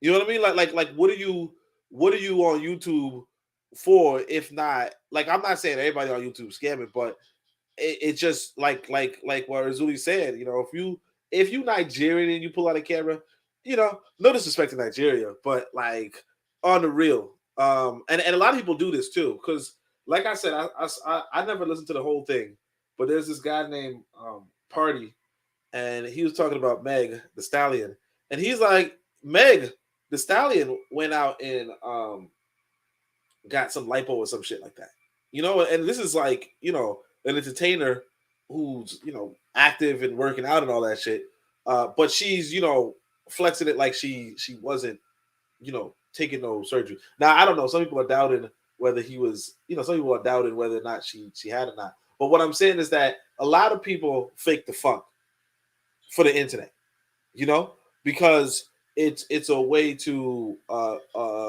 you know, so on and so forth. But like Barna said, Brawley is like Brawley is fit, and he is like legit doing his stuff right in front of you. And of course, you know, a lot of other people could be fit without any sort of thing. But you know, I wouldn't be surprised if some people, at least, like for instance, some of these physiques are, you know, things that normally people don't achieve. You know what I'm saying? Just saying that way. But that's all I can say. I don't know. I mean, obviously the white boys hating, but you know, I don't know. I'd be open to see. Like I wouldn't be surprised if there was a scammer or two. Is what I'm saying. Yeah, I think I agree with only 100% there. I think, and it's not about this is another thing too. It's not about only seeing the negative in your own people or always seeing the negative in your own people. I just know of folks who pull this type of stuff. Like right now, Zuli and I know a woman. We've known this woman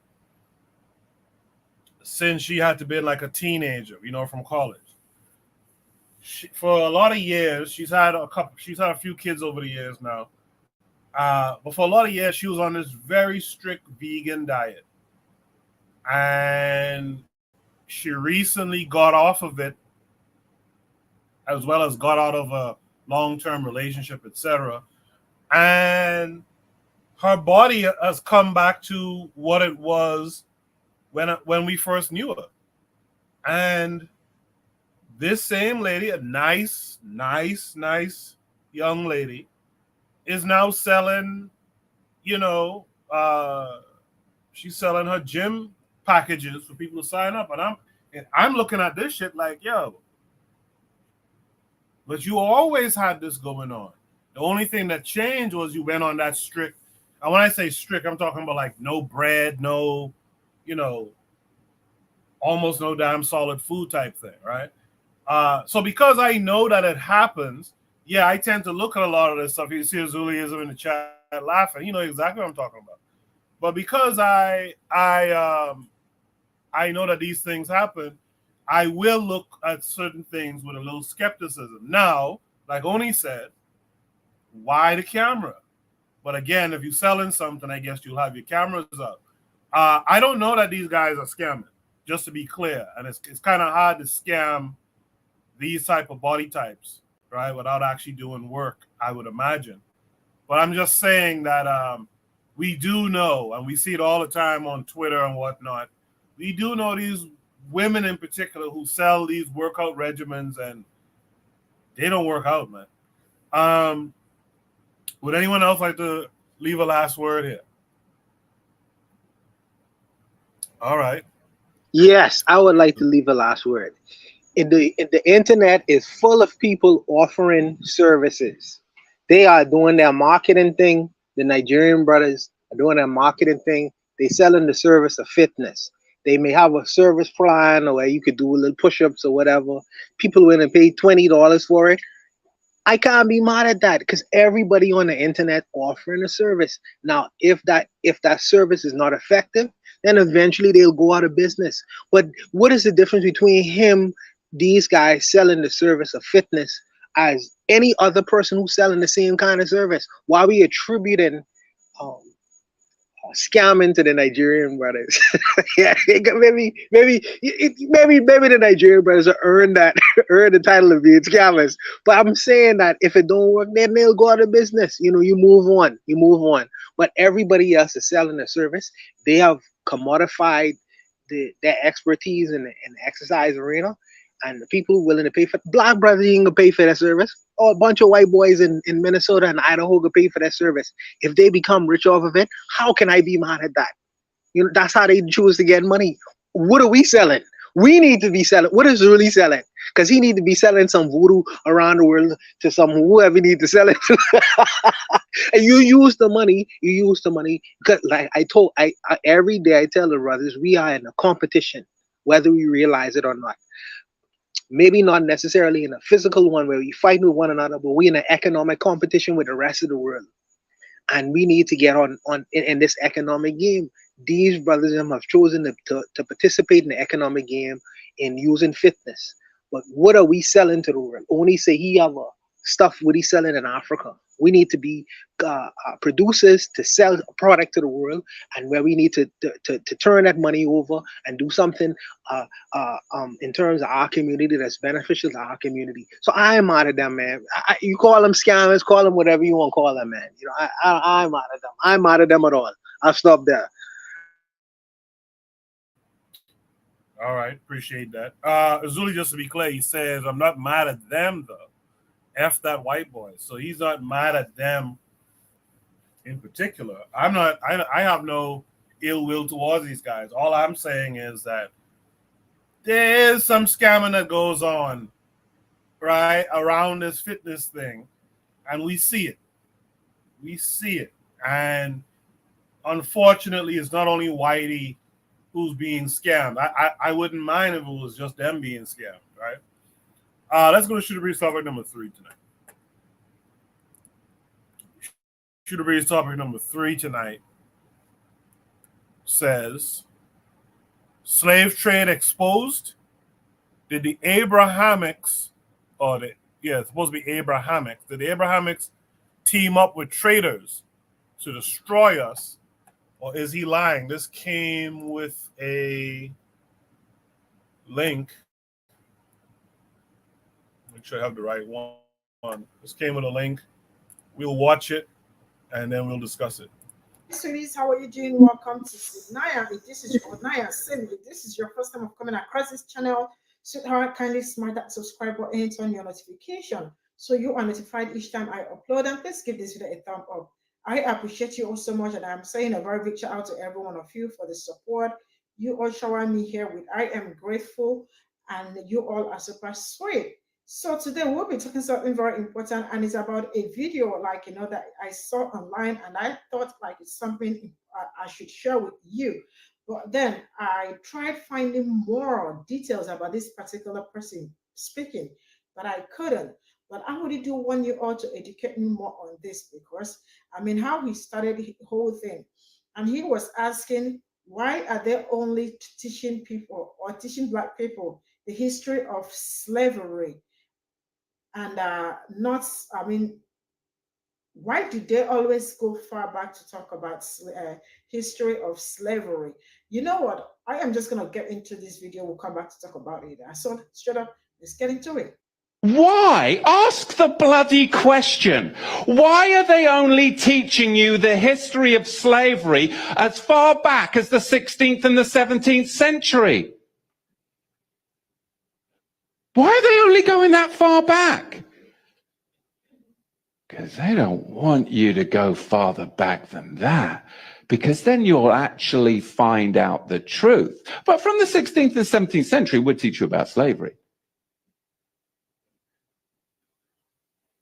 You've got to go further back, and you've got to understand and question, why do they do this throughout the whole of America in all the public schools? Why do they only go back as far as the 16th and the 17th century to talk about slavery? We've got to go further back than that. Because Islam designed infernal slavery. And then the Ashkenazi KWAZ, those who say they are Jews and are not, are the ones that marketed it. And the regal Negro nomads exiled from the kingdom of Judah were the main recipients of it at the hands of the indigenous Black Africans. Because you've got to understand, the regal class of the house of Judah came down from Israel, and they came into the land of the Black Africans. And the Black Africans resented the regal class of the house of Judah in their land, because they had laws, they had customs, they had civility. And they were a regal class of Negro that came down into Africa. And later on, it was the Ashkenazi, the Islamic slave traders as well, that then worked together with the indigenous Black Africans to enslave the regal house of Judah.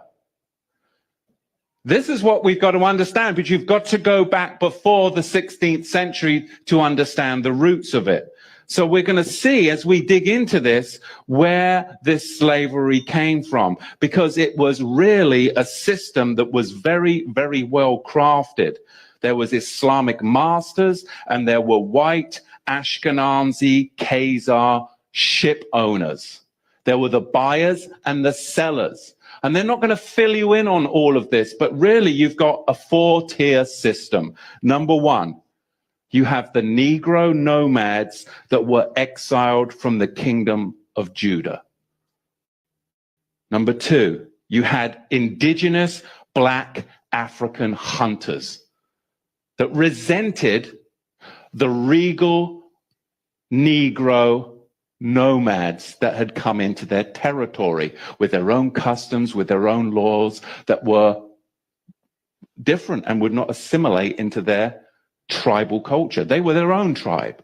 They were the regal house of Judah. And number three, you had Islamic trappers that worked with the indigenous black Africans to trap the regal Negro house of Judah. And then you had them sell them to the Ashkenazi ship merchants, along with many Portuguese and British Ashkenazi. So again, we've got the four-tier system. Number one, we have the regal Negro nomadic class that are exiled from the kingdom of Judah. They are their own royal tribe in Africa.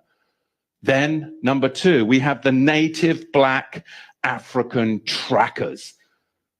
They're going to track them down. And number three, we have the Islamic trappers, because between 650 of the Common Era and 1900 of the Common Era, 10 to 20 million people were enslaved by the Arab slave traders. Over 20 million enslaved Africans were delivered through the Trans-Sahara route to the Islamic world. Can you get your head around that? That's not even touching the Americas. Over 80 million more blacks died at the hands of Islam en route. And number four, we have Ashkenazi Khazar Jewish ship merchants. And of course, the Portuguese and the British Ashkenazi were the main buyers. Islam and the Ashkenazi, those that say that they are Jews and are not, were the main sellers. Does that make sense? You've got to dig into this further. We have the two tiers right there. We have the Islamic trappers, and then we have the Ashkenazi ship merchants. You see, the Romans, they were globalist slavers. They were globalists then and now. They just migrated to Gaul, Ashkenazi, the sellers, and Britain, the British, of course, the buyers. German Jewry and British Jewry, where have they gone to? Well, they've descended upon Wall Street, upon Hollywood and Washington, D.C., as we see it right now, just to fuel this cataclysmic final war of globalism, which is none other than renaming colonialism. And this is the world that you and I live in. And I'm so sick and tired of these talking heads when it comes to the election time, trying to enslave everybody and cause racial division to try and get the votes. When ultimately, if Israel would just wake up to who's enslaving us, regardless of our skin color, he says what? I am Yahweh your Elohim that delivered you from slavery. We all need to get out from underneath this slavery system, and we need to come together as Joseph's multicolored Melchizedek cloak. But we've got to help identify who are our Jewish brothers and where are our Jewish brothers as the whole house of Israel comes together. Because Islam and the Slavic regions, I mean, where do we get these names? Yugoslavia, of course, Czechoslovakia, Slovakia. These were all regions of bestial slavery that eventually arrived on the African continent. These were areas where Islam invented infernal slavery up in those Slavic regions that then eventually arrived on the African continent. And the black regal Negroes of Judah were the recipients of it. But not only black Judah, but Europeans were even kidnapped by the Arabs and the Ashkenazi traders during the war or peace periods in the medieval times.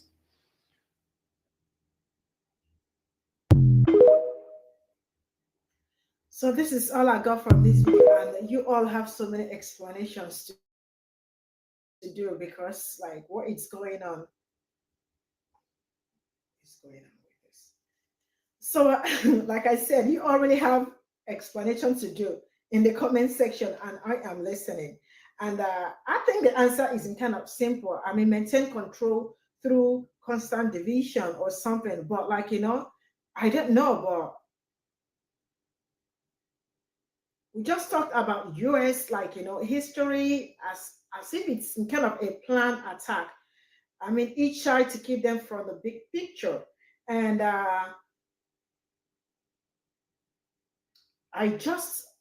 this is kind of a little bit hard for me to explain, sincerely speaking.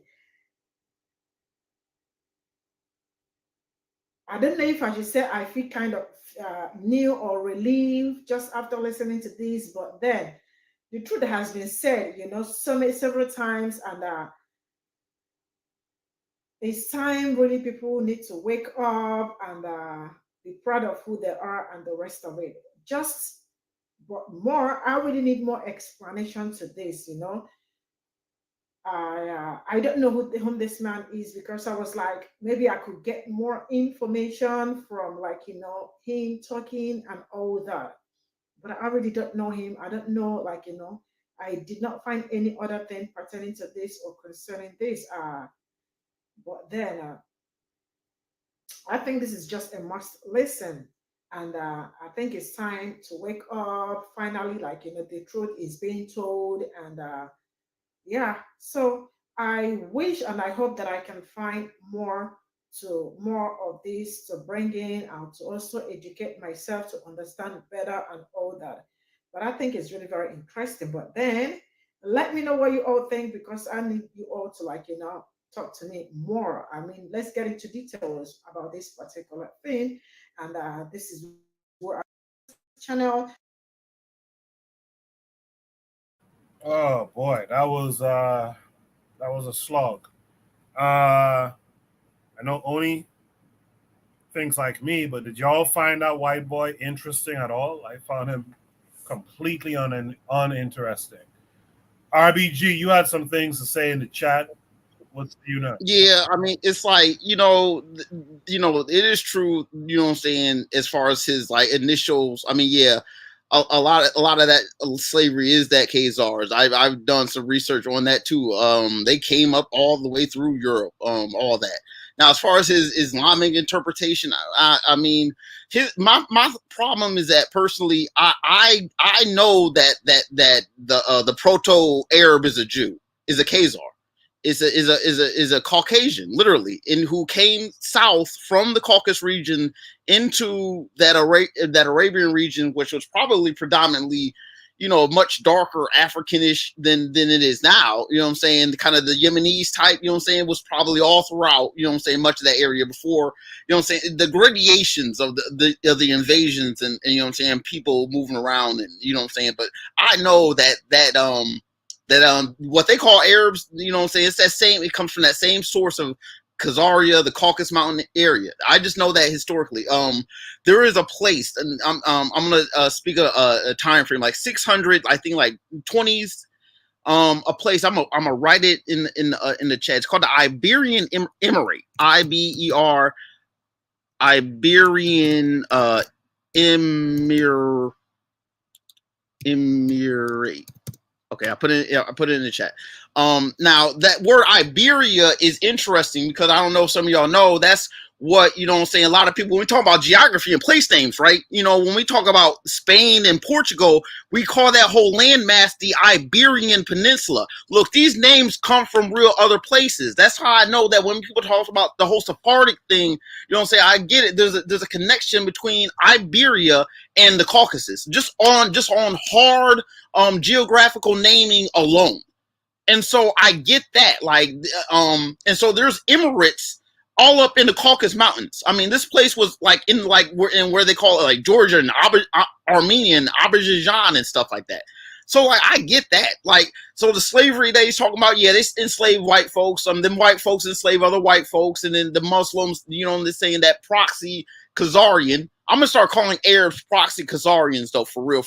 But like, they came through and you know, they had all that shit, you know what I'm saying? Y'all know about them white folks being enslaved, you know what I'm saying? He was right about that. But then he slips in that all that nonsense. He talking about black folks. You know, they got none of that shit right, because they're trying to make, again, like the whole thing is that like the peoples, you know what I'm saying, there are black people. Now I don't care about that, because I know about all that wasn't, I mean, the fact that those people, by the time those people weren't really associated with Africa anyways, like they were black, but like those are kind of marginalized, kind of like in the peripheral of what we call what we talk about as Africa. You know, all that stuff is still always be peripheral to you know what I'm saying, where the people are in Africa. You know what I'm saying? It's like, I get that. It's like I know that he's wrong. I know he's just spitting a lot of nonsense. I don't like that term Rego Negro, that alliteration and rhyme. That's, I don't, you know what I'm saying? Oh, we all kings and queens. You know what I'm saying? Everyone can't be a king. Someone has to serve, you know what I'm saying, the king and all that. You know what I'm saying? Like, I don't like that. He has some truth and he spins it all hard. And I mean, naturally, I think we all feel the same way. I hope we do that. You know what I'm saying? He's just spending a whole bunch of nonsense trying to, like, you know what I'm saying, guilt trip people into some nonsense. He needs to stick to, you know what I'm saying, European history. That's where he got right. You know what I'm saying? If he blends in all this black history and this fake Judaism, he all wrong, because I mean, I don't want to be a part of that Jewry that was in part of the slaving people in the first place. You see what I'm saying? The KWAZ are the Jews, so we're the Jews too. Bullshit. I'm gonna pass the mic. The KWAZ are the Jews, absolutely. And if you posted this prompt and you're out there in the chat, join the panel. Let's hear your thoughts on it too. I'm going to mix it up a little bit here. Let me get the pro-black perspective. Oni speaking next. Oni would say. Yeah, so my thing is, why is this sister so mesmerized by this? Clearly, like this is one of the troubles that I find with regard to our people, is that we are so historically undereducated or undereducated on history that anybody could come along and just start bullshitting and then just mesmerize, or speechless. The lady was speechless. And it's like I ain't gonna hold you. I started dazing out because I didn't know what, like, I was like, why am I listening to this dude? Like clearly he's bullshitting. The regal blah blah blah. Like, shut the fuck up. What are you talking about? And you know, and y'all don't know if y'all peeped it, but he was saying that he was himself a Jew too. Shut the fuck up. And the thing I noticed is this, that he sounded like one of them Hebrew Israelites, right? But he's a whole ass white man. And you realize that a lot of these Hebrew Israelites bite these white folk. Like, a lot of times when you see the weird shit going on in the black circles, you find it in white circles too.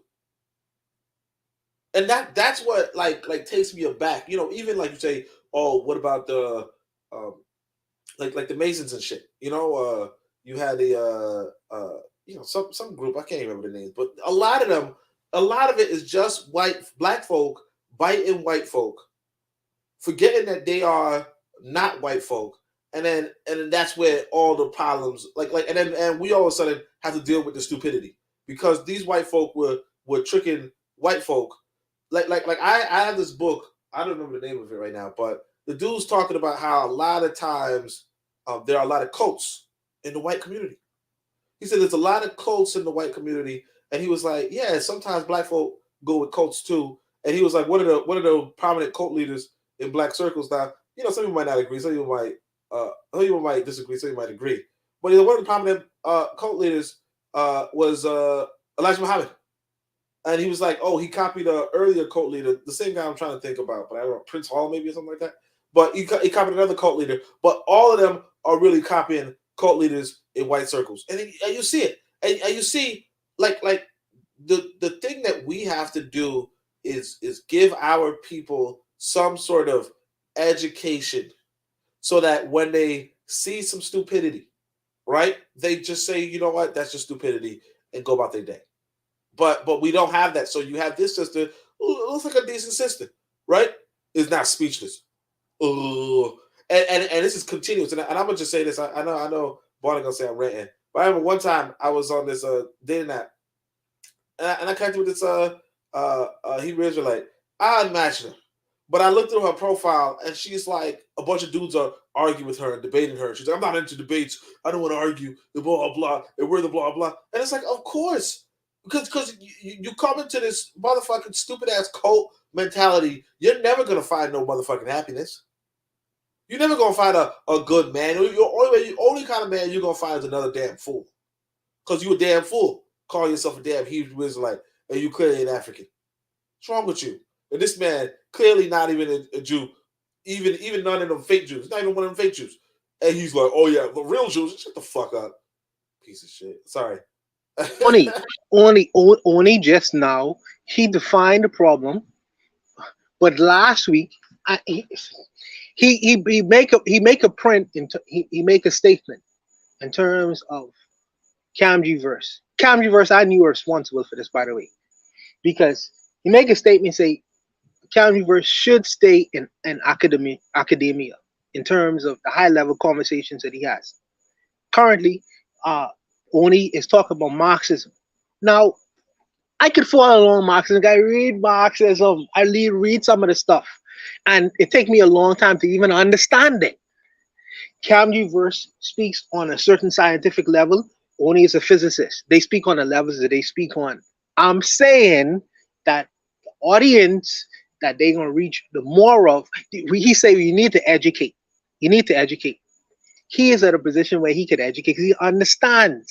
The first thing is that when we talk about this African sister, you have to explain to her on a rudimentary level. First of all, Abraham never existed. That's on a basic level. We talking about Marx. We talking about ancient Kemet. We talking about the linguistics that go.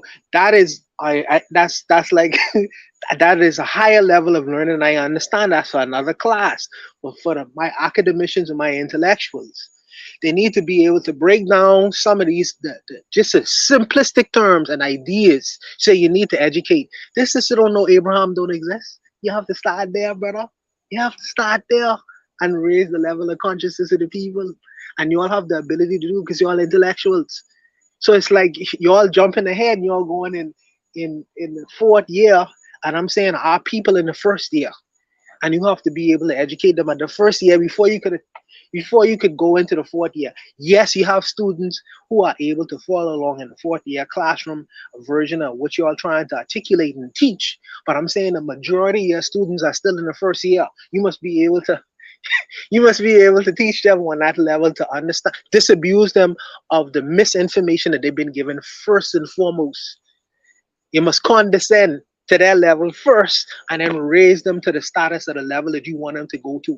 This is my issue, what I have with y'all brothers sometimes. But needless to say, I would only say for this particular video that Abraham never existed. And this devil right here, I like to stay focused on what is relevant. He is a westernized European devil. So he came from out of one of the European countries that practice colonialism. I will deal with him first in his history before I would want to switch hands and deal with the Arabs. They are my other enemies. I ain't worrying about them. I worry about you and what you do, not necessarily what they do. I could deal with what they do with them, but in terms of what you do, I want to focus on what you do specifically to my people, to disenfranchise them, to remove all knowledge from their minds, to make them think on a religious, mystical level. I want to deal with you first. Use the devil I want to deal with. Then when it's time for me to deal with the Mohammedans, I will deal with the Mohammedans. But for you, you don't have to speak for them. You in the courtroom. You in the courtroom right now, and we want to deal with you specifically. And I think that this is what the devils do, because the devil really just mean a great deceiver, creating confusion. He said, well, we ain't do it. You have to focus on them. No, I will focus on what your actions was, your ancestors' actions was. When I have the Arabs in the courtroom, then I would adjudicate them for what the things and what they did, the crimes and what they would have committed against my black people, my continental Africans. But I am in the Western world speaking the English language because of what your ancestors did. So let's deal with you first and foremost. He's a grand distractor. That's why I call him a devil. But I'll leave it there. Well, you I mind if appreciate it. Yeah, go ahead. Yeah, so I would say this. I want Bonner to hear this part. So one of the best essays is inside of this book called When We Ruled, right? And it's arguably one of the best history books, When We Ruled, right? So you guys should get it. But there's an essay by an author in the book that's not Robin Walker. And he talks about how there are three levels of knowledge, right? And he's actually critical of us because we tend to only stay with the first level of knowledge and the second level of knowledge, but not the third level of knowledge, right? And the example he gives was, we would say black people invented the stoplight, right? That's the first level of knowledge, right? And the second level of knowledge would be, whatever this guy's name was, I can't remember, like some Morgan or something like that, put the patent for this sort of, device.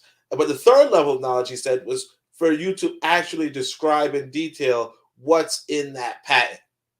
So that, and he's like, it's the third level of knowledge that makes people able to not just research, but also replicate, because you just telling me black people invented the stoplight. Yeah, okay, I feel good about it. But can I make a device similar to the stoplight? No, not from that, what you just told me. Whereas if you were to detail it, then that's different. So what I would say separately, separate from the When We Rule text, is that we should have text and communications at all levels because every other people do. So, we should have elementary text, but also postgraduate text. And we already have, like, in my perspective, we already have collegiate level text. We already have high school level text. You know what I mean? Like if you're going to the African consciousness on a high school level, you might pick up autobiography of Malcolm X. And if you want to go a little bit more advanced, a little more deep, you might pick up, Amos Wilson or Romani or something along those lines. And for my part, yes, there's elementary level stuff, and I've produced a children's book. But what I'm saying is that you also want to produce things at the postgraduate and the graduate level because you're not, as a people, going to really truly advance if all you're doing is holding people's hands and keeping them at an elementary level. So when you said the brother Kanji verse, what Kanji verse is doing is really giving us where and how we can discover the roots and the movements of African history and African people on a deep and intellectual level that's verifiable that we can look into. I could easily tell you, hey, these people, African people are all connected, so on and so forth. And I've done that in a sentence or two, right? That's not going to give you the deep sort of connections and a deep sort of communication. So you do want that graduate level, that postgraduate level scholarship or that postgraduate level narrative, even if it's not going to reach everybody, because sometimes people are looking to find something, and sometimes they're saying, why can't I find this? We're not doing this. Are we not scholarly? But brothers like Kanji first say, oh no, look, yeah, we are scholarly. And that's all I'm saying there. But I agree with that. Oh, sorry. I agree with that. I get where Buana was coming from in terms of Kanji verse and himself, but I think keep it academic. I think a lot of our people, especially in the conscious community, need to level up now. It's time for us to read on a graduate level, so to speak, to reason on a graduate level, so to speak, to write on a graduate level, so to speak. I think it's time for us to level up, and our people are going to have to come in and do the work to level them up, to understanding what a Kamji is talking about. I too sometimes I watch Kamji's videos and I'm like, what? But it makes me have to go and start looking up some things, and that's what our people need to do. Our people need to become researchers in a heavy way. Buana wanted to say something, so Buana, you go. Wait, before Buana goes, can I say something? Before he starts rebutting. All right. Go ahead. So, to Oni's point, so I had an ex-girlfriend who became a Hebrew Israelite. So a lot of the stuff he's talking sounds a lot like the nonsense she would say. First of all, I'm a product of the American school system. And I got to tell you, they're not teaching me about slavery from the 16th century or so on. Any knowledge that I have about slavery, I learned from, I was self-taught, or my mother, she bought me books to encourage me to learn. They're not teaching this in school. As an educator myself, they're not teaching the kids about slavery. But this idea that it's some sort of hidden knowledge, it's very well documented that the Ottoman Empire, the Barbary states of North Africa, in fact, the very first war the United States was engaged in back in the 1790s was with the Barbary states, the Barbary pirates. Um, they also, in the Marine Corps anthem, they talk about from the halls of Montezuma to the shores of Tripoli. They're talking about that battling the Barbary pirates in North Africa. So they were engaged heavily in the slave trade. This is not hidden knowledge. I hate how this dude is really talking about he's revealing some secret we didn't know. Bitch, we knew this. This is nothing new. This whole idea about this regal Negroes, the whole noble tribe of Judah, that comes from that Hebrew ideology where the kingdom of Judah, they escaped in Africa to escape the Romans after the destruction of the temple in 70 AD. There's no archaeological evidence to prove that the remnants of people of Judah escaped into West Africa. There's zero. This is a myth that they have been propagating over and over and over again. In fact, there was no royal family. Whatever royal lineage that existed in the kingdom of Judah had been destroyed centuries ago. At the time of the Roman, they were a vassal state of the Roman Empire. People really need to get this mythology out of their head. The Bible is not a history book. It is not a book that has accurate historical documented facts. You may see some things that happen in history that are mentioned in the Bible. That doesn't make the Bible real. Excuse me. Just because Spider-Man lives in New York and New York is real doesn't mean Spider-Man is real.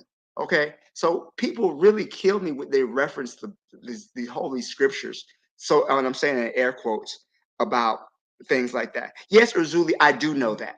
The Exodus never happened. Moses never parted the Red Sea. Abraham never existed. Moses never existed. David didn't exist. No, you can't prove to me any archaeological evidence that any of these people existed. Show me any documents from that historical time period to show these people existed and they lived on the earth. You can't show it to me. I can show you evidence that Alexander the Great existed. Shaka Zulu existed, Abraham Lincoln existed. Can you give me any documented evidence that anybody from the Bible, from Moses, Abraham, Adam, Eve, any of these people are mythological figures. They're no more real than Hercules or Robin Hood. We have to accept that fact. I'm sorry. That's a hard truth for a lot of African people because we've been so indoctrinated into believing in these monotheistic murder cults. But yeah, I'm sorry. The tooth fairy isn't real. Sorry to break it to you. But yeah, I agree with you, Coco. We do need to deepen our scholarship because what this man is saying is nothing deep or scholarly. We understand that the slave trade was financed by Jewish people. This is not new. I mean, we know this. Maybe we need to do a better job of educating our people. Maybe that's where we need. Maybe the flaw is in ourselves and not within just African people. Maybe the job of as Kwame Ture said, is the job of the conscious to make the unconscious conscious. So maybe we're dropping the ball on that to where we're not educating our people enough to where this type of stuff, we can see through this bullshit for what it is. I'll leave it there. Thank you. Yeah, Black Steel, I agree 100%. I think we do need to teach our people how to level up with knowledge. I think it was Trigger Happy in the chat who said it, that there is resources for, I think he said the high school, but even the elementary, so-called elementary school guys in consciousness. There's information for you out there that you could grasp today or tomorrow, right? You might have to put in a little bit more work, but you'll get to a controverse level of thinking. I think we need to be pushing ourselves towards that direction. There's a guy in the chat named Anthony McPhail. You guys are familiar with him, but under a different name. I kind of don't want to say what the other name is, but this is a guy. This man here, Anthony McPhail, is a guy who was well read and has been doing it for some time now. And I'd like to see myself and others reach that level. Not only having done the reading and processing through the work, but having the ability to retain most of it. That's the impressive part, because you saw Anthony going back and forth with Real Black Gentleman and others. He can hit you with the facts and retain the numbers and stuff. That's what we all should be aspiring to. Now, I know Buana was starting to say something earlier, so I'll give Buana the opportunity to say his piece. If not, he could pass the time, and I'll go to someone else. But Buana, go ahead. No way. Carl has a kind. Well, Black Steel just made it abundantly clear, and he did a good job of it in terms of explaining the at the point or the level, because he is an educator.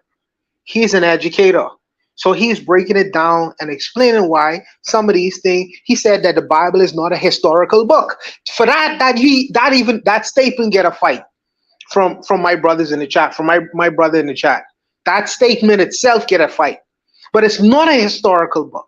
It is not a historical book. In fact, it's a book of fairy tales, if I'm being honest. And I hold back these things because I understand that most of our people still carry these ideas close to their chest. And like I say, I think that Oni in his perspective, his conclusions, and yourself, Koku, and Kamji verse to a certain degree, because he heard what I said. I think that you're all wrong in your conclusions. I think you're all wrong. You all say the people should level up, and no, I think you all should approach the people where they are.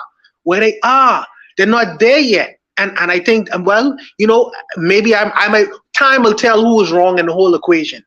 But I think that it's a mistake. When you jump ahead, I do believe that there should be intellectual vigor, like my brother was saying earlier. Oni was telling me earlier in one of the chats, he said there should be intellectual vigor. We do want our people to do research for themselves, in and out of themselves. We do want them to provide them with information and evidence, and want them to ascend to the level of where we are so we can push it further. We do want that. That's the best outcome for us. But I say we should reach the people where they are first. The brothers them still believe Moses was real. They still believe Abraham was real. They still believe these things. You have to disabuse the people them on an elementary level before you even reach to these kinds of heights. And this is where I put it to the heights. I think it's a mistake to run ahead of your class. I think it's a mistake. You know what I mean? But like I say, time will tell. Time will tell who was wrong, who was right about it. So time will tell. I would say it's Buana too. Yes, sir. It's a matter of faith, because in reality, it's not some. It's that. Here's the thing: is that if you're someone who's a Christian, who's devout Christian, Bible-believing Christian, the Bible is the Word of God. Therefore, to doubt the Bible is to doubt God itself. If the Bible is not true, then therefore God is not true. If the Bible is inaccurate, that means God is inaccurate. So therefore, in their mind, the Bible has to be accurate. Any evidence to the contrary will be ignored. It will be considered to be Satan, anything. So, and I often reference this. There was a time where people read the Bible and they believed the universe was a geocentric universe. The Earth was in the center of the solar system. Everything revolved around the Earth. But when the evidence came out that we actually lived in a heliocentric universe, and with the Earth, the sun is the center of the universe, and the Earth and all the other planets revolve around the sun. This contradicts what is taught in the scriptures, which it says the Earth is fixed; it does not move. So, because of this contradiction in the scripture, there were many European scientists who, when they revealed this truth, they were brought before the Inquisition and had their lives threatened, because we don't care what your evidence proves. Your evidence contradicts what is taught in the scripture. Therefore, you are wrong. And if you do not say you're wrong, we're going to kill you torturously and horribly. So, just shut the fuck up, man. I don't have the patience tonight for you. The quick call, Black Steel, the job of the Black intellectual is to resolve that equation that you just put out there. That's the job of the Black intellectual. I understand the importance of talking in terms of the historical, our history. Our history and the historical evidences that we will put on the planet, but you have to relate that back. If you say that the so-called, if the equation that you just said, if the God evidence is in the Bible, if you equate and you draw all that evidence, then you must replace that with something, because you are creating a void. So now you have to explain to me.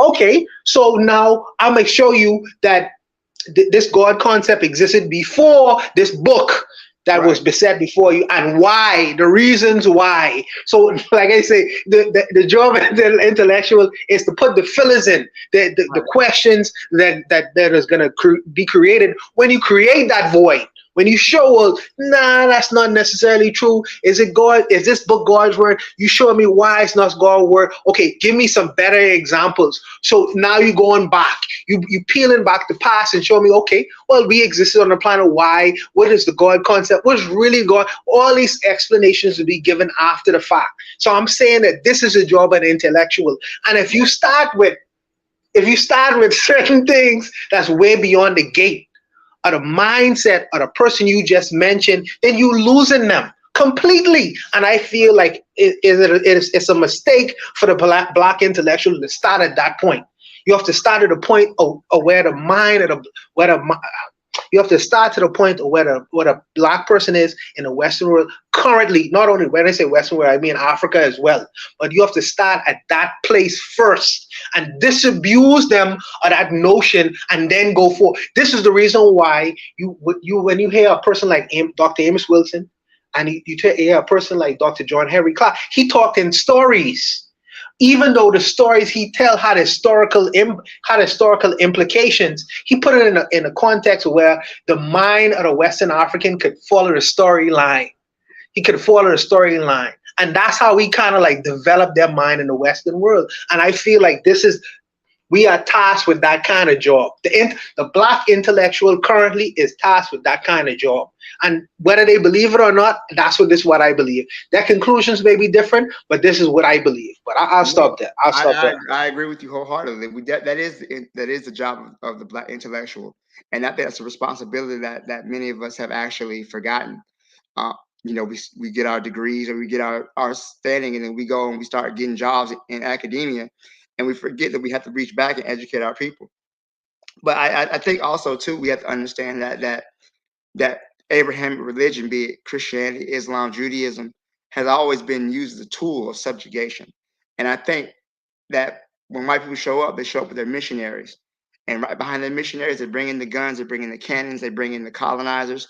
So we can't lose sight of how this religious belief has worked to keep our people in a state of subjugation, both physically and mentally. So when I hear this man talking his nonsense about, the Ashkenazim and all the other crap, it's almost as a way to deflect from what the Europeans did. Yeah, we know the Arabs did their stuff. Yeah, we know the Jews pay for it, but we also can't ignore how the Portuguese got wealthy off it, how the Spanish, how the French, how the British, how all these other African cultures, these European people made their fortunes and create their wealth off of African blood and sweat and tears. So yeah, we're not gonna just gloss over what you did to focus on the Arabs. Yeah, we know the Arabs did their shit. Their day is coming too. Believe you me. They have to pay the price for what they did and how they built their wealth off of it. So to me, his whole commentary is just about, hey, we don't teach y'all about that stuff. Yeah, this is the U.S. education system is trash. It is what it is. These kids can barely do advanced algebra. But the point is, we're not going to gloss over forget about what you did to focus on what they did. All of you are complicit. Just even with the French and what they did, the Portuguese and what they did, we're well aware of that. So his whole idea is just, to me, it's not trustworthy. I'll leave it there. I know it's kind of late. Yeah. The brother Controverse came back. Just want to ask him quickly, were you able to catch the presentation for this prompt? If you're still there, it looked like he fell off. In the meantime, let's get Azuliism. Azuliism, what's your thoughts on this prompt? Can you hear me? Yeah. Hello? My whole situation is this. Yeah. This guy, I'm saying he's spilling some truth mixed with a lot of BS to alleviate his people of their participation and the destruction of our people. So that's what I believe. I'm not saying everything that this man said is facts or whatever, but I'm saying, just like I'm saying, like, people want to say the Bible and the Quran are fake or whatever. All this shit that everybody's spewing right now, talk about, oh, we all came out of Africa, all of this, all of that. You wasn't there when that happened. All of that was told to you. The whole shit about the earth is a helio. You was told that. You've never made the evidence to see it. Who told you that? The same people who enslaved you. So I'm not here to say that the Bible is 100% true or the Quran. What I'm saying is the same way y'all want to come at the Bible, y'all don't come the same way as those supposedly everybody came out of Africa type shit that they taught you. So how come you pick and choose? Oh, because it makes you feel good that everybody came out of Africa. Yeah, that's true. But the other shit is not. So this guy talking right now, I understand some of the stuff he said. Like, yeah, all these people participated, mixed with our people who got in touch with the and enslaved us. There was traders in all of our sect. Just like you go to Haiti, you're gonna find traders. You go to the Dominican, you go to Jamaica, you're gonna find traders. The guy that killed, what's the brother that was from the Black Panther Party that they just made the movie about, the Messiah, Judah and the Messiah, whatever. He was betrayed by his own. So for them to say, oh, I don't believe what this because he's a Mzungu, or I don't believe that's, so you accept other shit, but this shit y'all don't want to accept it. So after this, I'm just gonna say that I'm not saying that the latter part of what he said, it was a little bit of like, oh, we in this together. Bro, your peoples did that. But I'm not gonna sit here and dismiss everything he said because the Abrahamic. So somebody said the Abrahamic religion was made to enslave you. Have you read the Old Testament? The Old Testament tell you if you kill my sister, I gotta kill your sister. The Old Testament tells you an eye for an eye. It's whatever they teach you in that book that the pastors and the black churches teach you, the New Testament. Go read the 5 books of Moses. See if you could use that book just like what that movie with Nat Turner. He said that you could use certain part of the Bible to free yourself. So I don't understand. I mean, I'm saying the same way I want to believe in science. Who gave you that science you're talking about? It was not from Kemet. It was not from your own people. So for people to say, and I'm not here defending the Abraham religion, saying it's the truth, but I'm saying we all don't know shit. It's what they've been telling us when we was little youths. But I tell you, if you go read the book of the five book of Moses, the Old Testament, it tells you that if you slap me, I slap you. An eye for an eye. It's that New Testament that I don't know what's going on. That need to, I gotta pray for my enemies. The Old Testament don't even agree with that. All right, so that's why I have to say. Urzuli, quick question: are you working out with them African fellows right now? Nah, but I'm at the gym though.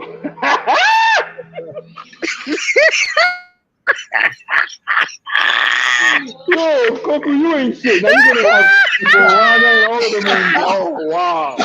Oh wow.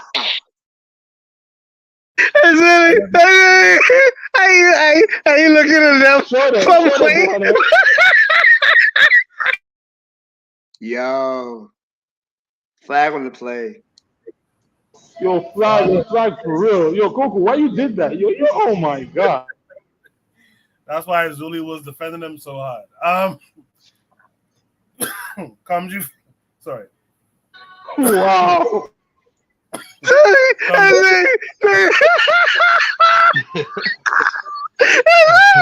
Did you take your Rough Riders with you to the gym? Oh boy. Kamji Yeah, versus that's exactly why I didn't want to come on, because I knew y'all was gonna hear. Oh my god. Kamji versus return. He has some thoughts. Go ahead. Yeah. Yeah, I just came in, because I was kind of responding to the intellectual side of the debate about whether or not it's needed. And coincidentally enough, as I said last time, I was going to release some children-centered content, and I do have it on my page right now about Blackness and the origin of life, right? So it's going to be interesting to see who shares that, with the kids in their life or their loved ones or whatnot.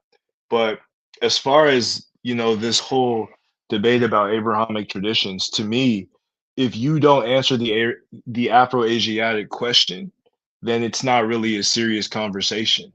Because if Afro-Asiatic is legitimate, then all of these Abrahamic traditions are part of African culture. We shouldn't have anything negative to say about it.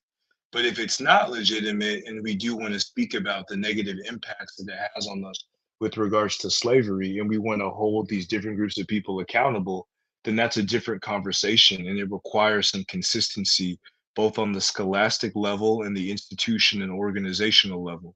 So for my thing, I just want to know what side everybody's on and what context that we're operating in, because it's possible to get some liberatory aspects from both contexts, but we have to be serious with our approach, just to make sure that there's not necessarily flimsiness or people who are riding the fence and so on and so forth. So with regard to that, I would say that, yeah, there's collaboration. There's always going to be collaboration, especially when you're dealing with the growth of capitalism and the desire for profit. But who has the particular justice system installed to be able to adjudicate a lot of these issues and be able to ameliorate the situation for the benefit of us all? Yeah, Chamji, I wanna predict something. I wanna predict something. When you come up with your children's, in terms of whatever program that you have, and only does the same thing, look at the analytics, and I bet you the majority of the people who will swallow that content up will be people beyond the age of who you are targeting that information towards. I bet you there will be older men, in particular older black men. There'll be some older black women, but they will eat up that information. It won't be the kids, it will be the older black people, because many of us, I hate to admit this, but many of us, I'm sure you would know this, the typical adult in America reads at maybe a ninth grade level. So I don't know the kind of information you're gonna put out there, but see if you could get the age of the people who are gonna consume the information you're gonna put out directed towards children. I bet you there'll be an older crew of people. I bet you. But I'll leave it there. I'll take a look at it. I don't think that you're wrong. But generally, the idea would be for the next generation to receive it, as much as people have debates all the time. And I was actually trying to set up a few debates on this channel with the various tribalist type of people, and these West Africans, these Ethiocoons or whatever. But as you can see, when it's the opportunity for them to get up and be a man and act like they got some fortitude in their pants, they run. They always run. So the point of the matter is that we have to have many different avenues to release this information. We have to use all the different tools in the shed, because believe it or not, when it comes to the development of Africa in the modern world, right? And I said this in the last episode, in the last show, nothing's going to happen until we're able to be honest about the evolutionary roots of African civilization in all aspects, from relationships, right, interpersonal relationships, to to infrastructural development and like space travel. They're all related because we all come from the same cultural substratum, that same continuum, right? If we're not willing to be honest about that and rigorous within our scholastic analysis, we're just going to be chasing our tail, you know, in 2200, having these same conversations in that, you know, futuristic context with zero progress. Well, let me You let know, me real quick, I just want to say too that I have interest in creating African-centered children's content. And if you guys have ideas that you would like to collaborate on putting out some content, let me know. I've been thinking about it for a while now since I spoke to Queen Thais.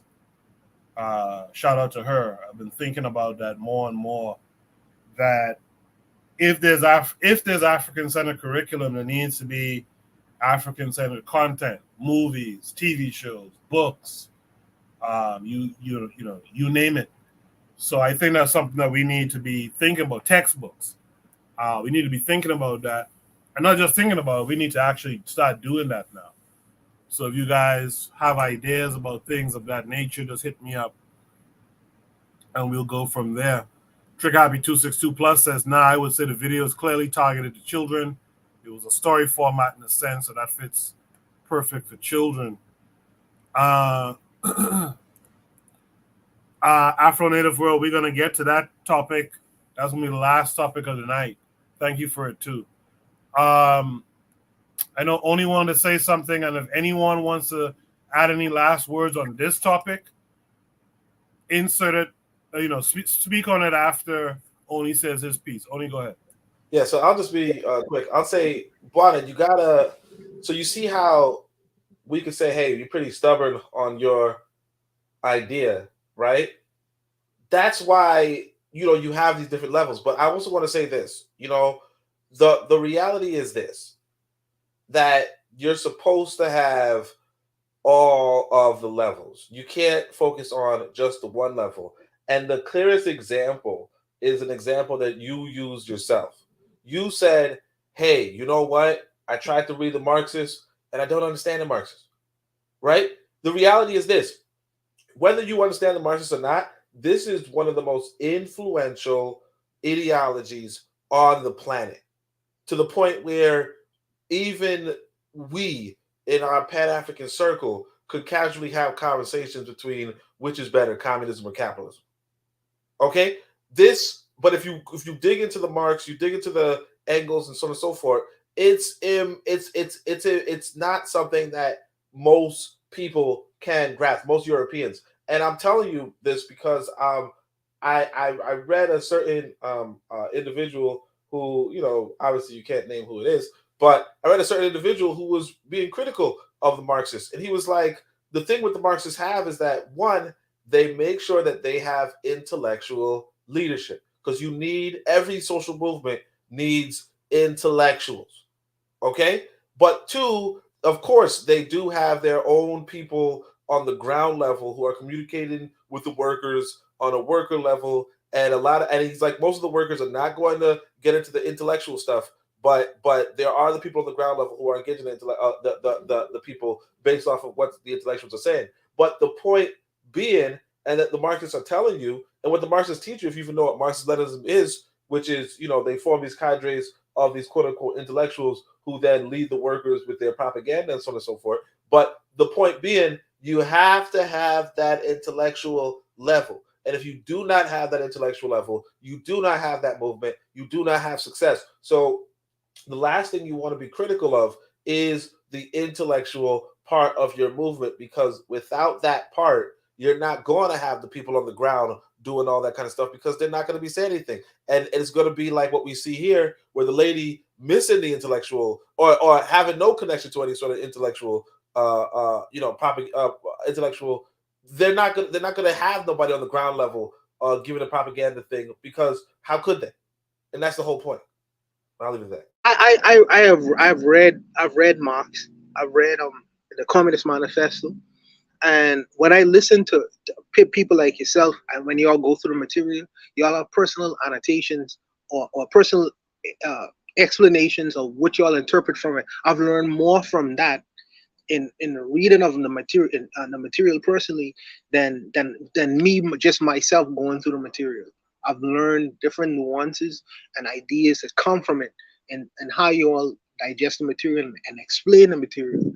Me personally, I've learned when I listen to Karen G verse and how he breaks down a lot of the complicated topics into. He tries to do it in a very in a very everyday man language. And I personally learn from it, get a lot of information from it.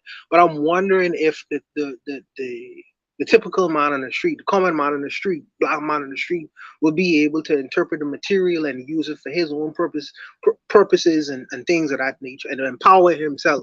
And I'm wondering about these kinds of things. But I would never ever. I think that the black intellectual has his place. But the only thing that me personally I would request from the black intellectual is never stray so far away from the grassroots that there is a disconnect. Like how it is in European academic or intellectual society, you have a big disconnect between and a gap between and a divide between the intellectual community and a typical man on the street. I wouldn't want that to be done for our people. I think that there needs to be the fact that we have our intellectuals, but they are so grounded that they are connected with the grassroots man on the ground. So we are one. We are one. We are stronger. We are trying to create a better system than they have. Because we are competing at the end of the day. So in our competition, I would want to create and design a better system that they have than they have. I'm drinking right now. I don't want to get in these intellectual conversations, but I would just leave it there. I'll leave it there. I'll leave it there. What are you drinking tonight? I drinking freaking, what you call it? Appleton. That man drinking the whole bar. You hear him, right? I drink an Appleton right now, so I thinking, but I understand where the brother's coming from. But I hope they understand me, and I hope I'm trying to be as clear as possible right now in what I'm saying. So I'll listen to the playback tomorrow to see if I was making any sense. You good. You good. Afro Native World says he put up a prompt on the Discord on African Centered Comment. We only have a few minutes left, but I think I could squeeze in this topic. So I'm going to go to Shooter Breeze topic number 4. Real quick conversation. I didn't have a chance to go through everything here, but I like the little that I saw. Yes, RBG. My bad. I just wanted to say something about. I know time is short. I wish I had more time because what he's talking about is like really critical. I mean, it's like you can't use. It's like anytime. Like a lot of what's going on in the world and everything is just based off, you know what I'm saying? Just the Bible it has to be utilized with you know what I'm saying? What a lot of people are saying with some sense of scientific, rigor. You can't like look at the Bible in like any kind of book. I mean, and like really like get into it or make it seem like there's any history to it. I mean, it's like it's only something you can look at. After looking at hard history and like trying to look at in order for people to it's an art. Now this is the thing. Getting to the people, that's an art. There's no like protocol for like getting all of our people. You know what I'm saying? Like, how do you get to the man on the street? Because like at the same time, like people have agendas. People, you know what I'm saying, are going to ignore anything at any given time. I mean, you could have a fire alarm and people shut it off, not thinking like, well, I need to like fix the fire alarm. Like, you know how people are. I mean, I don't want to, put it all on the intellectual because I mean, people who like know what's going on or have like intelligence about a situation or whatnot, it's like they happen to, you know what I'm saying, they're wired differently. They are trained and have some discipline about what to look for about the situation as they go about life. It's not something that like, it's just like with anything else. If people have no discipline about obtaining the world around them, they would just want to sit back and watch TV all day and passively like receive information. When you sit here and tell people like, man, get on the internet and like look something up. If you got a question about something, look it up. and people don't look it up. I mean, man, you know what I'm saying? It's always that versus the idea of like, you know, if the intellectuals should just, you know, bring it down to earth. It never quite works like that. I will say that. You know what I'm saying? A lot of people, I consider myself an intellectual sometimes, and when people say that, you know what I'm saying, I kind of get insulted. I like, you got to do what I do. You got to read like I read. You know what I'm saying? You got to do the research. You know what I'm saying? You got to study and look at the words and make sense about it. And you look at more sort. You know what I'm saying? All the stuff that you was taught, hopefully in school, if you was paying attention. You know what I'm saying? Because you got to learn. You know what I'm saying? You got to learn. You know what I'm saying? Just how to figure out how to go around in the world. In the world, something breaks down on you. You have a supercomputer in your hand. You can't seem to fix it. I mean, in a pinch. I mean, these are the kind of things where it's like it's difficult. I mean, that's all I'm going to say. RBG, I apologize if I skipped you. I hope I didn't skip you during. No, you didn't skip me. You had said that like if we could speak after only. I don't want to. I kind of wish we had more time. I know the show's probably going to end soon, but that's all I want to say. You didn't skip. You didn't cut me off, sir. You didn't cut me off. Okay, good. For time's sake, I'm going to put in this last conversation, this last prompt. I don't think it'll take up too much time. Should be topic number 4 says, Pete, this artist who's creating an African-centered comic. You say comics, I'm there for it. I absolutely love comics. So this is the website. I'm going to drop the link in the chat. Because one of the things I think we really do need to do is link our work. I do think we need to connect our works. Comics should be connected with music, should be connected with academia, should be connected with political thought, et cetera, et cetera, et cetera. So this is called africara.com. It's a comic. It's at KWAZ. First comic series takes place in this new metal age of highly technological barbarism. These parasites, foreign to nature, create instruments that are culturally terraforming the values of the African home.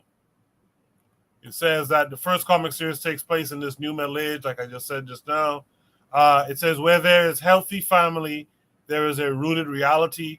Stepping out of that door is to challenge a world without virtue, without harmony, and without our minds. Quote, I ain't left nothing in Africa. That's what you say. Why you left your mind in Africa. That's a Malcolm X quote. So this is the art. I'm digging the art. I can draw like this too. This is a nice, it seems like an ancestral altar in this first pane. Right? He has his music and whatnot for the veneration of the books, music, incense, etc., African mask and whatnot. So that's cool. He says some quality reading material for the twins, and those two will be out. White Carver is going DEF CON. So you guys can check it out some more. I think I put it in the chat just now. You guys check it out. But for my panelists, just seeing the little that you can see right now, what are your thoughts on African-centered comics? Let's start with Black Steel. I know you're a comics guy yourself. I am, and I support African-centered art. Any type of comics or any type of anything like that, I support it. I think we need more of that because, these popular media, they really do shape the imagination, the minds of so many of our young people. So we need art coming out of people who look like us, written by us. I think that's always a good thing. We should support that. I mean, we can't depend on Marvel or DC or any of the other conglomerates to tell our story. As a comic book fan, I've long lamented the quality of even just their mainstream Black superhero is terrible. This is one of the worst books Marvel's putting out right now. So I think we really do need to have more of this, and I support it 100%. Appreciate that, Black Steel. You mentioned Marvel's main book that they're putting out. You talking about Black Panther? Yeah, it's terrible. It's terrible. I mean, the story is just god awful. It's the worst. Who's writing it? The white guy? No. So It's a black woman named Eve Ewing, and she's written a couple other things for Marvel, but a lot of her book, a lot of what she's doing, I think, is to provoke outrage. Um, a lot of people have been frustrated with the status quo of the character, especially since they killed him off in the movies. That's a whole nother story. But there's been a lot of issues as far as how he's being portrayed in his own book. Is all he's losing the people he shouldn't be losing to. You know, a lot of the respect he has as the king of Wakanda. We don't see that. So we thought with this new writer, this black woman as a writer, it would be an improvement, and it's not. So yeah, but I really would support this. Something like this is more of what I'm looking for. Yeah, if this work, thank you, Black Steel, for that. But if this work is something I could purchase, I do intend to. One of the things I like with Oni, low key, is if you show a piece of work and stuff like that, Oni will go and purchase it. I remember I showed whose work was it? Daily Affirmations by Paulie. I showed her book, and I didn't even know Oni had ordered it. So yeah, I appreciate that. Speaking of Oni, what are your thoughts on this African-centered comic? Sure, I'm about to order it. I was thinking about it, but yeah, no, I mean, this is the thing. It's like you do want to give your children, books, literature, things to read and find if they enjoy it and give them a second or a third one. And unfortunately, other people understand this stuff, and this goes back to the whole conversation we had earlier. Is that you produce things at all levels. I have a brother who likes me to order books for him, right? And so yeah, I mean, unfortunately, sometimes they're not going to be black books, and sometimes they are. But like I remember, in fact, there was one of these books. It never came through actually, but there's a book of steampunk where Harriet Tubman is fighting people, shooting guns and shit, or all that kind of stuff, right? But it's like, and I told this dude, I was like, hey, this is the book. He's like, yeah, I want to see that. I want to read that. But it's like we have to be producing and publishing our own things. And this is an example of, it looks like somebody who has their head on their shoulders, because you see the books right there, Blueprint for Black Power and Chancellor Williams' Destruction of Black Civilization. So they have their head on their shoulders, and these kind of people are the people that we should support the most. Because we might not have tribes and clans like there are all over the world, but this is supposed to be your tribe and your clan. You know what I mean? And so, like what Koku was saying about, buying the books of people. Yeah, because that's your tribe, your clan. You know what I'm saying?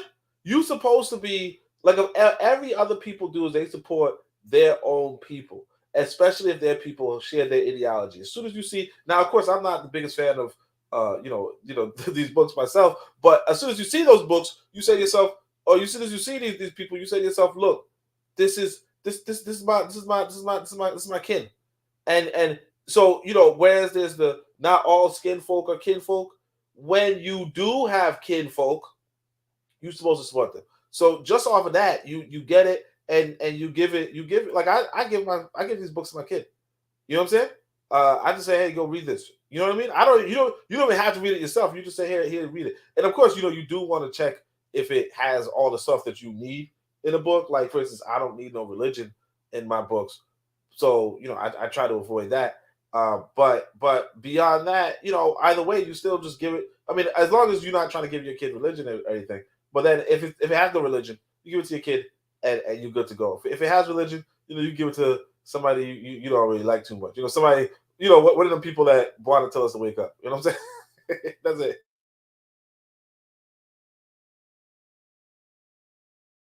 I appreciate that, Oni. I had RBG, had Oni speak. No, actually, I think I had Black Steel speak. So RBG, what say you to this? I missed the whole title of this. Can you put that in the chat, or can you tell me real quick, because I can look this up? Because I mean, I think it's interesting too. I mean, one of the things I like is you know how they had that little flag, the African flag on there where you drew that. I just liked how, like, you know, it's comic-y, but like the way like all the continents were like kind of backed up. In, you know, Africa's just like front and center from the top to the bottom of the map. You know what I'm saying? We're talking about maps and representation. It's so good, and all the other continents kind of detached, just separated, like kind of shrunk back. I love that. Okay, what was the name of this? It's like Kara. I can't tell. Oh, Africa Ra. Okay. So okay, right there, Africa Ra. First comment. I put the link in the chat too. Okay, that's what's up. Yeah, so you can check it out. Afro Native World says that the brother, I guess, is a brother who's doing the art.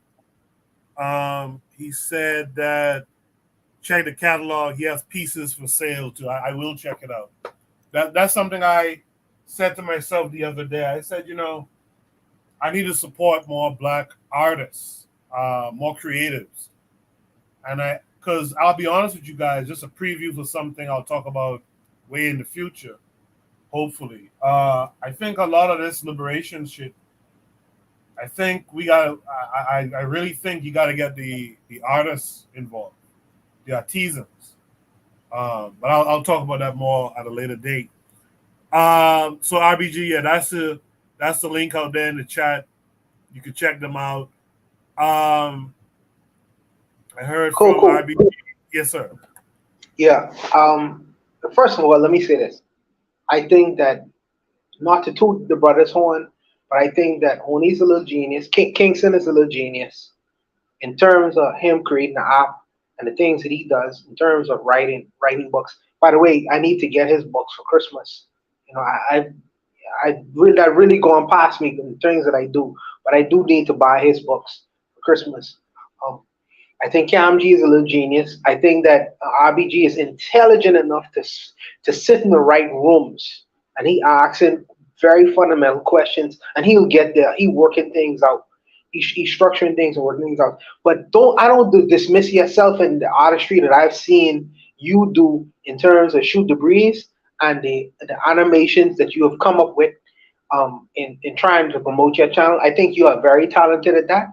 I don't know if you're really interested in going into the comic book writing field and creating caricatures and pictures, and then have somebody create a storyline for you. That's a whole nother matter.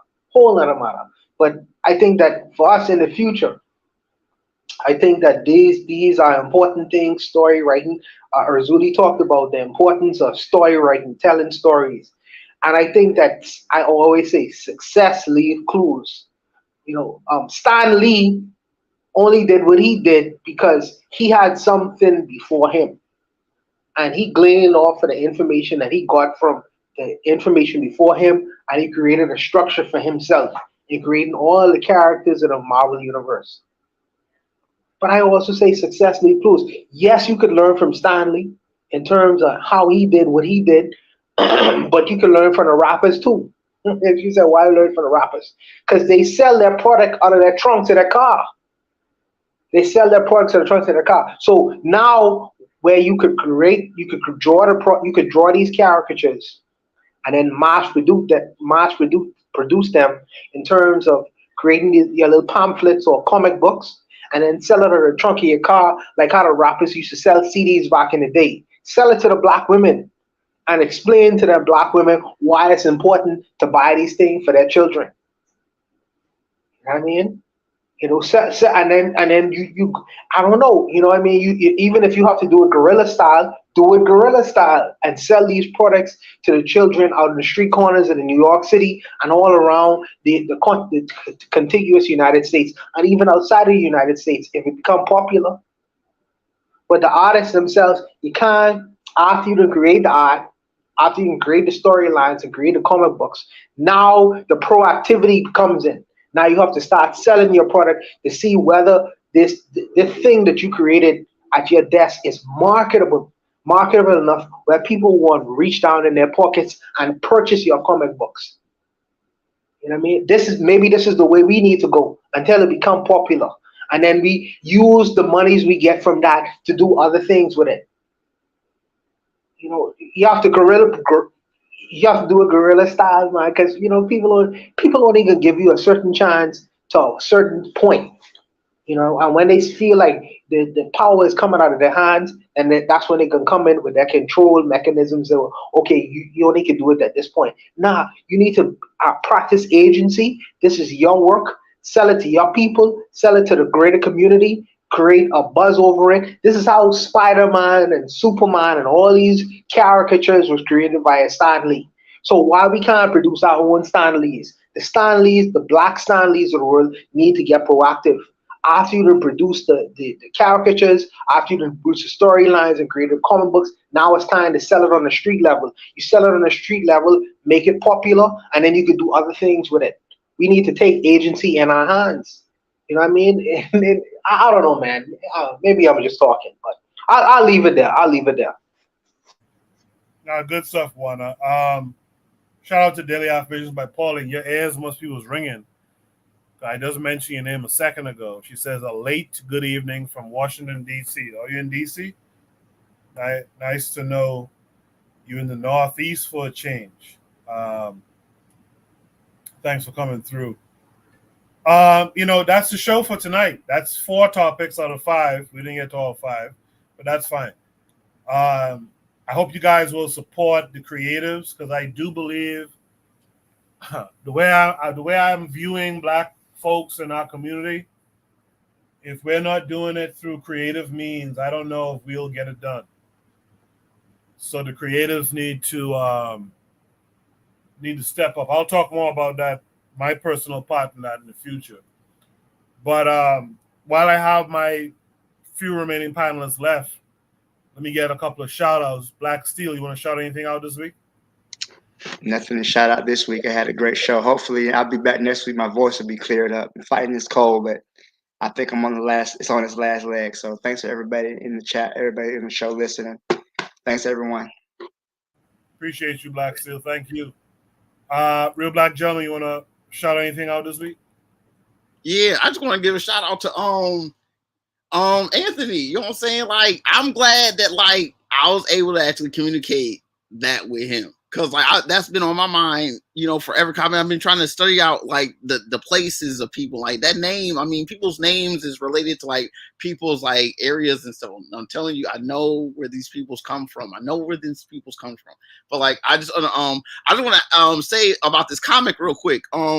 Is, you know, all these comics that, you know, they had with Stan Lee and all these DC, they all like semi like political and stuff. So there's nothing wrong with Black people trying to tell our story and try to like use history and like the reality of things and just like put a little spin and like our pride on anything. That's how comics should be. It should look like us, like you kind of like sprinkling some history, you know, like this is Diop, you know what I'm saying? The real people, like, you know, comics like to blend time frames and stuff. You can do that. You know what I'm saying? That's what a good comic does. It's a good story. Now, I was talking about being intellectual, but I love a good story too, especially if it's based off of something like real. So like, big up, shout out to this. Shout out to everyone. You know what I'm saying? I love, you know what I'm saying? Speaking with y'all, I love, you know what I'm saying? I love this shit. Black Power. Black Power too. To you too. Let me get Oni. Oni, you just came back from the continent. What do you want to report from the continent? Shit, nah, the continent's good, man. That was good out there. I need to get it back out. I don't know what I'm doing. I don't know how y'all take this cold. I don't know how y'all take this white boy, but yeah, I'm just finna get back out. Appreciate you guys. Only thing I didn't like about, I mean, not the only thing, but one of the things about the continent was that internet wasn't that good, and the time zone was off, so I couldn't really log in. So it's good that I could log in and kick it with y'all and make the show just a little bit longer. Right now, nah, I'm joking. I think Water did that today, but that's it. Water was doing some spoken word. You heard that, right? He was just, you know, Africa. What Africa means to me, you know, the drums in the back, you know. What Africa means to me. But anyway, that's my. All right, thanks everybody. And peace, you know. All right, we'll catch up with Oni. Is your show tomorrow? Oh yeah, I'm gonna try to do some. I think I'm gonna do Francis Creswell's there. Yeah, that's it. All right, and last but of course not least, the hometown hero, Buana. What say you? Yes. First, let me say this. Black Steel, there's a thing called Cersei. Cersei. I don't know if they sell it in Florida. I know they probably sell it in South Florida. Go into one of these Caribbean stores, Jamaican or whatever. Cersei. CERASEE. They sell it in a tea bag form. Get that, steep it, put some lemon in it, drink that, and your voice will come back maybe in a couple of days. It's good for you. And just drink it. It's very good. I think the Jamaicans have a little tea bag of it. Like they sell it like Lipton tea or whatever. Okay. Look for it. I'll look for that. Yeah, look Cersei with some lemon in it. It should bring back your voice and clear that shit up in your throat or whatever. As far as the other brothers was great. We had a great conversation tonight. I'm glad we was able to pitch and kick, different ideas, among each other. It was a good conversation tonight in terms of comic books and all these other things that we discussed, man. This was a good night, but I'm rambling. Y'all know I'm on the rum right now. Y'all know I'm on that freaking rum right now. So I appreciate it. It was a good night, and good night, fellas, man. I'm going. I'm out. Yeah, I agree with Afro Native World that Cersei should be growing in Florida. He says Cersei grows in Florida yard. So I'm sure if Black Steel looks it up on Google, I won't be trying to jump my neighbor's fences. These people are crazy out here. But I'm sure if you look it up, you might say, "Oh yeah, I know that plant." Okay, I'll look it up now. Cersei has a fruit to it that people don't talk about the fruit too much, but it has a fruit to it too. That's the show for tonight. Make sure you guys are checking out all the other shows, Brother Bakari, The Forecast, Oni, of course, myself, and the Harsh Rally podcast. And, Webb also released one of his babies, so to speak, Hip Hop High Society, that they do a live, I want to say Saturday nights too, or Sunday nights. But you guys make sure to subscribe to us on social media so you can know what we're doing, the different shows we're putting out. I'm thinking about putting out another show too, but I'm not too sure about it. So we'll see. We'll be back next week. If you have anything interesting you'd like me to talk about or look at, shoot me a message on Discord or shoot me an email. Either way. Thank you guys to everyone who joined me on the panel tonight. Thanks to all of you who posted a topic. I appreciate everyone who was in the chat tonight and all of you who will be listening to the playback. Much appreciated. I'll see you guys next week. In the meantime, you guys be good. Peace.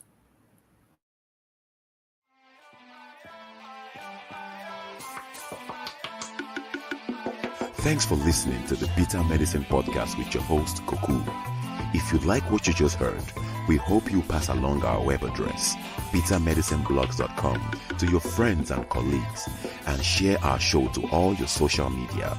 Be sure to check out our archive section on our website for previous podcasts. This has been a KWAZ radio production.